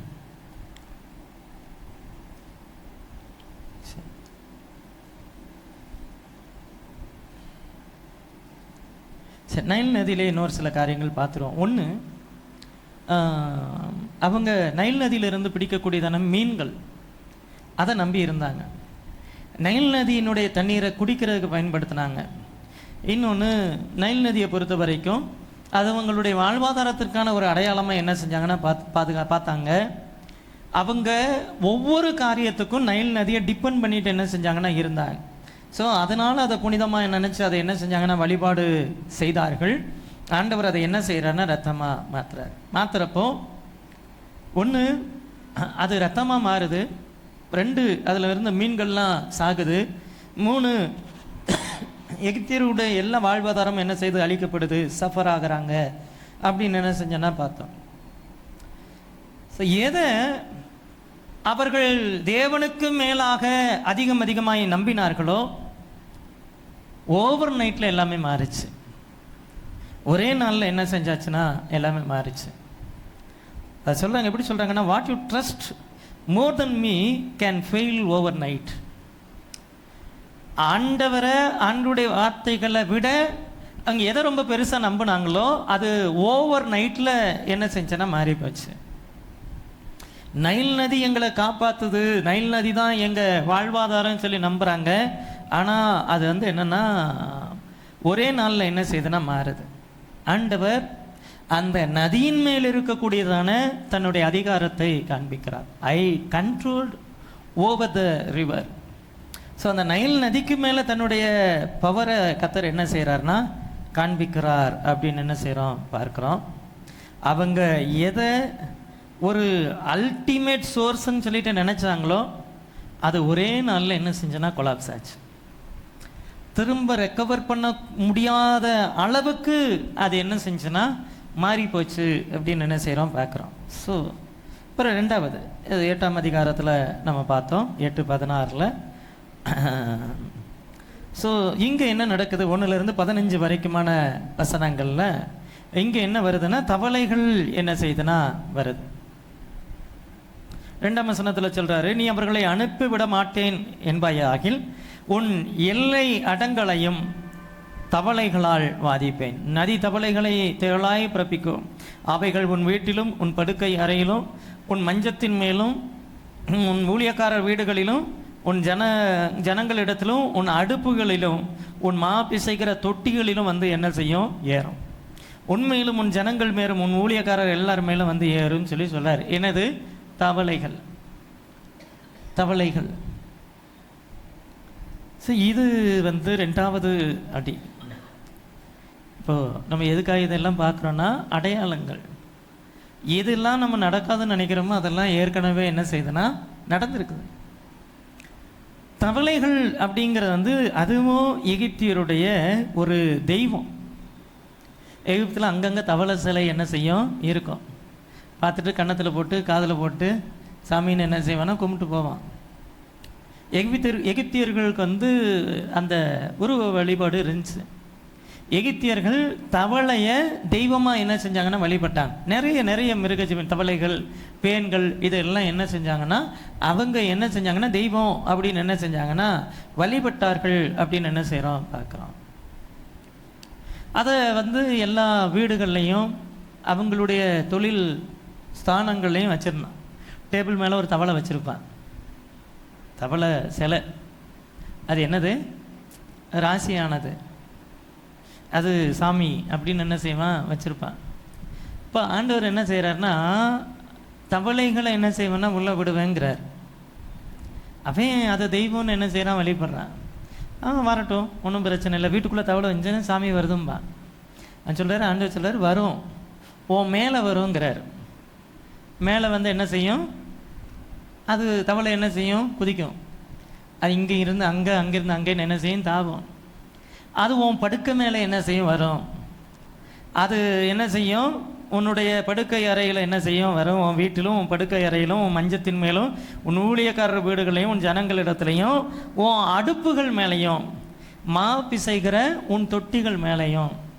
தோசை சுடலான்னு நீ மாவு கலக்கி வைப்ப, கோர்றப்போ உள்ளே இருந்து தவளை என்ன செய்யும் வரும். என்னது என்ன பண்ண முடியும் பாரு. அவனுக்கு வந்து ஒன்றுமே பண்ண முடியல. எல்லாமே ஒரு லிமிட்டு தான். தெய்வம், சாமி அப்படிங்கிறதெல்லாம் சரிதான். அது ஒரு லெவலுக்கு மேலே போச்சு அப்படின்னா அக்செப்ட் பண்ண முடியாது. பாம்பை தெய்வம்னு கும்புறவங்க இருக்காங்க. ஆனாலும் வீட்டுக்குள்ளே வந்துச்சுன்னா ஏன் நிறைய வருது, நிறைய சாமி வீட்டுக்குள்ளே வருது அப்படின்னா வைப்பாங்க. ஸோ அங்கே என்னதுன்னா, அவன் எதை ஒர்ஷிப் பண்ணானோ, எதை தன்னுடைய அடையாளம், தன்னுடைய ப்ரைடு, தன்னுடைய தெய்வம்னு சொல்லிட்டு இருந்தானோ அது உள்ளே வருது. சாமி இப்படி பண்ணாதேன்னு சொன்னால் அது கேட்கல. அது என்ன செய்யுது? மேலே ஏறி என்ன செய்யுது? குதிக்குது. ஸோ அது ஒரு கட்டத்துக்கு மேலே அவங்களால தாக்கு பிடிக்க முடியாத நிலைமைக்கு என்ன செய்யுதுன்னா, அவன் அதை தெய்வம்னு என்ன செய்கிறான்னா இது பண்ணுறான். ஆரம்பத்தில் 1-2 உள்ளே வர்றப்போ அவன் சந்தோஷமாக தவளை வீட்டுக்குள்ளே வந்துருச்சு, இனி அவ்வளவுதான், எல்லாம் சக்ஸஸ்ஸு அப்படின்னு சொல்லிட்டு என்ன செய்வான்னு நினச்சிருப்பான். 1-2 வர்றப்போ சந்தோஷமாக தான் அதை என்ன செஞ்சுருக்கான், பார்த்துருக்கான். ஆனால் வீடு பூரா நிறைஞ்சு வலிஞ்சு இது பண்ணுறப்போ அவன் என்ன செஞ்சிட்டானா, பதறிட்டான். மழை நேரத்தில் ஈசல் வரும், தும்பி வரும், சில நேரங்களில் எறும்புகள் ரெக்கைகளோடு வரும். நமக்கு அது கூடவே மாரடிக்க முடியறதில்லை. அதுவே நம்ம என்ன செய்வோம், உடனே வீட்டை பூட்டு, கதவை பூட்டு, ஜன்னலை பூட்டு, அதை பூட்டு, இதை பூட்டு. ஏன் இங்கே இந்த வாதைகள், இந்த அடையாளங்கள் பாருங்க, வெளிப்படுத்தின விசேஷத்தில் சொல்லப்படுகிறதான அடையாளங்கள் எல்லாம் நடக்குமா நடக்காதான்னா, எகிப்து தேசத்தில் நடந்த வாதைகளை அடையாளங்களையும் பார்த்தோம்னாலே போதும். எகிப்தில் நடந்தது ஆண்டவர் செய்வேன் அப்படின்னு சொல்லி சொன்னதுனுடைய சாம்பிள் பீஸ் மாதிரி. அது அன்னைக்கு ஆண்டவர் என்ன செய்கிறாரு, ஒரு டெமோ காட்டினாருன்னு என்ன செய்யலான்னா வச்சுக்கலாம். வெளிப்படுத்தின விசேஷம் வர்றப்போ அது எல்லாம் ரியல் டைமில் ஃபேஸ் பண்ண வேண்டிய வரும். இன்னொன்று, இங்கே நடக்கிறது எல்லாமே எகிப்து அப்படிங்கிறதான தேசம் மட்டும். வெளிப்படுத்தின விசேஷத்தில் சொல்லப்பட்டிருக்கிறது முழு உலகமும். சரியா? இப்போ இது எல்லாத்தையுமே என்ன செய்கிறாங்கன்னா பாருங்கள், 7ஆம் அதிகாரம் 7ஆம் வசனம். மந்திரவாதிகளும் தங்கள் மந்திர வித்தைகளினால் அப்படி செய்து எகிப்து தேசத்தின் மேல் தவளைகளை வர பண்ணினார்கள். இப்போ மோசே தவளைகளை வர வைக்கிறார். எகிப்தின் மந்திரவாதிகள் உண்மையிலேயே மந்திரவாதிகளாக இருந்தால் என்ன செஞ்சுருக்கணும், தவளைகளை போக வச்சிருக்கணும். இந்த கிறுக்கனுங்க என்ன பண்ணியிருக்கிறானுங்க, நாங்களும் தவளைகளை வர வைப்போன்னு இவனுங்களும் வர வச்சிருக்கிறானுங்க. ஏற்கனவே அவன் வர வச்சதே எல்லா வீடுகளையும் நிரம்பி வலியுது. அதுவே ஒவ்வொரு வீட்லேயும் மாப்பு செய்கிற சட்டி வரைக்கும் ஏறி குதிக்குது. இதில் இவனுங்களும் வர விட்டு இது என்ன செய்யும், உன் வீடு எங்கப்பா, அட்ரஸ் கொடுன்னு சொல்லிட்டு மந்திரவாதிகள் வீடு வரைக்கும் என்ன செய்யும். என்ன நடக்குதுன்னா, நீ செய்கிறத நானும் செய்வேன், இது ஒரு வித்தை அப்படின்னு காமிக்கணும்னு என்ன செய்கிறாங்க நினைக்கிறாங்க. 3வது ஒரு காரியம் மாத்திரம் முடிச்சிருவோம். 3வது 8ஆம் அதிகாரத்தில் 16, 8ஆம் அதிகாரம் 16. ம் ம் ம் ம் பூமியின் புழுதியை என்ன செய்கிறாருன்னா, என்ன செய்ய அடி. அப்பொழுது எகிப்து தேச எங்கும் என்ன செய்யணும், பெண்களாய்ப்போம் அப்படின்னு சொல்லி சொல்கிறாங்க. அப்படியே செய்தார்கள். ஆரோன் தன் கையில் இருந்த கோலை நீட்டி பூமியின் புழுதியின் மேலே அடித்தான். அப்பொழுது அது மனிதர் மேலும் மிருக ஜீவன்கள் மேலும் பெண்களாய் எகிப்து தேசம் எங்கும் என்ன செஞ்சுன்னா வருது. பூமியின் புழுதி எல்லாம் பெண்களாய் என்ன செய்து மாறுது. இது எங்கிருந்து வருதுன்னு பார்த்தா, அப்படியே பார்த்துக்கிட்டே இருந்தால் புழுதியிலிருந்து என்ன செய்யுது, பெண்களாக உருவாகி வருது. ஏதோ சொந்தம் விசேஷம் வீடுங்களுக்கு போகிறோம், ஒரு கல்யாண வீடு, ஒரு காது குத்து, ஒரு 4-5 பேர் கூட சேர்ந்து படுத்து மண்டையில் 4 பேன் ஏறிடுச்சு அப்படின்னா அதுவே போட்டு மண்டையை போட்டு சொரிஞ்சிட்டே என்ன செய்வோம்னா சுற்றிட்டு இருப்போம். இங்கே புழுதியிலிருந்து என்ன செய்யுது, பெண்களாக என்ன செய்து வருது. அது வந்ததுக்கு பிறகு அது என்ன செய்யுதுன்னா எல்லா வீடுகளுக்குள்ளும் என்ன செய்து போகுது, எல்லாருக்குள்ளும் என்ன செய்யுதுன்னா போகுது. இப்போ பார்க்குறோம் 18ஆம் வசனத்தில், மந்திரவாதிகளும் தங்கள் மந்திர வித்தைகளினால் பெண்களை பிறப்பிக்கும்படி பிரயத்தனம் செய்தார்கள், செய்தும் அவர்களால் கூடாமற் போயிற்று. தவளைகளை வர வச்சுட்டான், பெண்களை என்ன செய்ய முடியல, வர வைக்க முடியல. ட்ரை பண்ணுறான், இப்போ ட்ரை பண்ணுறோம், இந்த இப்போ வந்துருங்கிறான். நியாயமாக பார்த்தா இப்போ இவன் பெண்களை இப்பவும் போக வச்சிருக்கணும். இப்பவும் இவன் எதை காப்பி பண்ணுறானே தவிர என்ன செய்யணுமோ அதை செய்ய மாட்டேங்கிறான். என்னையும் எம்பிரையும் மோசைக்கு எடுத்து நிற்கணுங்கிறது மாத்திரம்தான் அவங்க நோக்கமாக இருந்துச்சே தவிர மூளை மழுங்கி போனதான மந்திரவாதிகள் தான். பிரயத்தனம் பண்ணாங்க, முடியல. பெண்கள் மனிதர்கள் மேலும் மிருக ஜீவன்கள் மேலும் இருந்தது. அப்பொழுது மந்திரவாதிகள் பார்வோனை நோக்கி, இது தேவனுடைய விரல் என்றார்கள். யாத்ராம புஸ்தகத்தில் இதுக்கு பிறகு மந்திரவாதிகள்ங்கிற பேரே என்ன செய்யல, மந்திரவாதிகள்ங்கிற வார்த்தையே வரல. ஏன் தெரியுமா? இதுக்கு மேலே என்னை விட்டுருன்னு சொல்லிட்டு ஓடிட்டான். முடியாது, இவங்க செய்யறது எல்லாமே இவங்க தான் செய்கிறாங்க, மோசே தான் செய்கிறாரு, ஆரோன் தான் செய்கிறாருன்னு மோசேக்கும் ஆரோனுக்கும் எதிர்த்து நின்றவர்கள் கடைசியாக ஒரு காரியத்தை ஸ்டேட்மெண்ட் கொடுத்துட்டு போகிறாங்க. இது மோசேயும் செய்யலை, இது ஆரோனும் செய்யலை, இது தேவனுடைய விரல். அவர் செஞ்சிட்ருக்கிறாரு, விட்டுரு, எதிர்த்து நிற்க முடியாது. ஸோ இது வரைக்கும் மந்திரவாதிகள் அதை இதை நாங்களும் பண்ணிடுவோம் அப்படி இப்படின்னு செஞ்சாங்க. ஆனால் இங்கே என்ன செய்ய முடியல, செய்ய முடியல. This is the finger of God அப்படின்னு என்ன செய்கிறாங்கன்னா சொல்கிறாங்க. ஆண்டவர் இங்கே ஒரு காரியத்தை சொல்கிறாரு, டீமனிக் பவர் ஹேஸ் லிமிட்ஸ். மந்திரவாதிகளுடைய அதிகாரம், அவர்களுடைய பவர், அவங்க செய்யக்கூடியதான மந்திர வித்தைகள், இது எல்லாத்துக்கும் ஒரு லிமிட் இருக்குது. But Jehovah supernatural God, அவர் இயற்கைக்கு அப்பாற்பட்டவர். அவர் எதையும் என்ன செய்வார். சரி, இதில் ஏன் புழுதி அடித்தாங்க தெரியுமா? எகிப்தியர்கள் நம்ம மக்களுக்கு சளைத்தவர்கள் அல்ல. அவர்கள் எப்படி நீர்நிலைகளை தெய்வமாக வழிபடுவாங்களோ அதுபோல் மண்ணை, பூமியை சாமி அப்படி சொல்லி என்ன செய்வாங்கன்னா வழிபடுவார். அப்போ அதில் அடிக்கிறப்போ எதையெல்லாம் இவன் ஒர்ஷிப் பண்ணானோ, எதையெல்லாம் இவன் ஆராய்ச்சானோ, எதையெல்லாம் அவன் தெய்வம் நம்பினானோ எல்லாத்து மேலேயும் தெய்வன் என்ன செய்கிறான்னா நியாய தீர்ப்பு காமிச்சார். அதனால தான் ஆண்டவர் சொல்கிறப்ப சொன்னார், எகிப்திய தெய்வங்கள் மேல் என்னுடைய நியாய தீர்ப்பை என்ன செய்வேன். பார்வோன் எகிப்தியர்கள் மேல் அப்படிலாம் இல்லை, எகிப்திய தெய்வங்கள் வரைக்கும். ஸோ அங்கே என்ன செய்கிறாருன்னா, ஆண்டவர் தன்னுடைய சூப்பர் நேச்சுரல் பவர் என்ன செய்கிறாருன்னா காண்பிக்கிறார். மனிதனுடைய ஞானம், மனிதனுடைய அறிவு, மனிதனுடைய வல்லமை அல்லது டீமனிக் பவர்னு சொல்லக்கூடியதானே இந்த மந்திர வித்தைகள், இது எல்லாமே ஒரு லிமிட் தான்.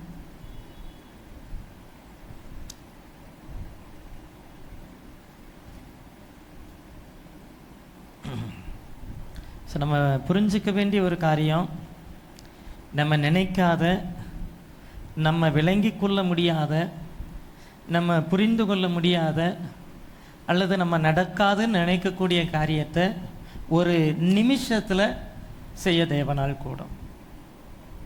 What man cannot explain, heaven can reveal in one moment. So மனுஷன் வாழ்நாள் முழுக்க இதை அப்படியாக்கும் இப்படியாக்குன்னு எக்ஸ்பிளைன் பண்ணி சொல்ல முடியாத ஒரு விஷயத்தை ஆண்டவர் ஒரு நிமிஷத்தில் செஞ்சுட்டு போயிடுவார். இங்கே மந்திரவாதிகள் பிரயத்தனம் பண்ணினார்கள். ட்ரை பண்ணுறான், பெண் எப்படியாவது வந்துருன்னு என்ன செய்கிறான்னு ட்ரை பண்ணுறான். கடைசியில் சொல்கிறான், இது இப்படி இல்லை, அப்படி இல்லை, ஏன் வரல, எதுக்கு வரல, புரியல. ஆனால் அப்படி இப்படி எக்ஸ்பிளனேஷன் கொடுக்க முடியல.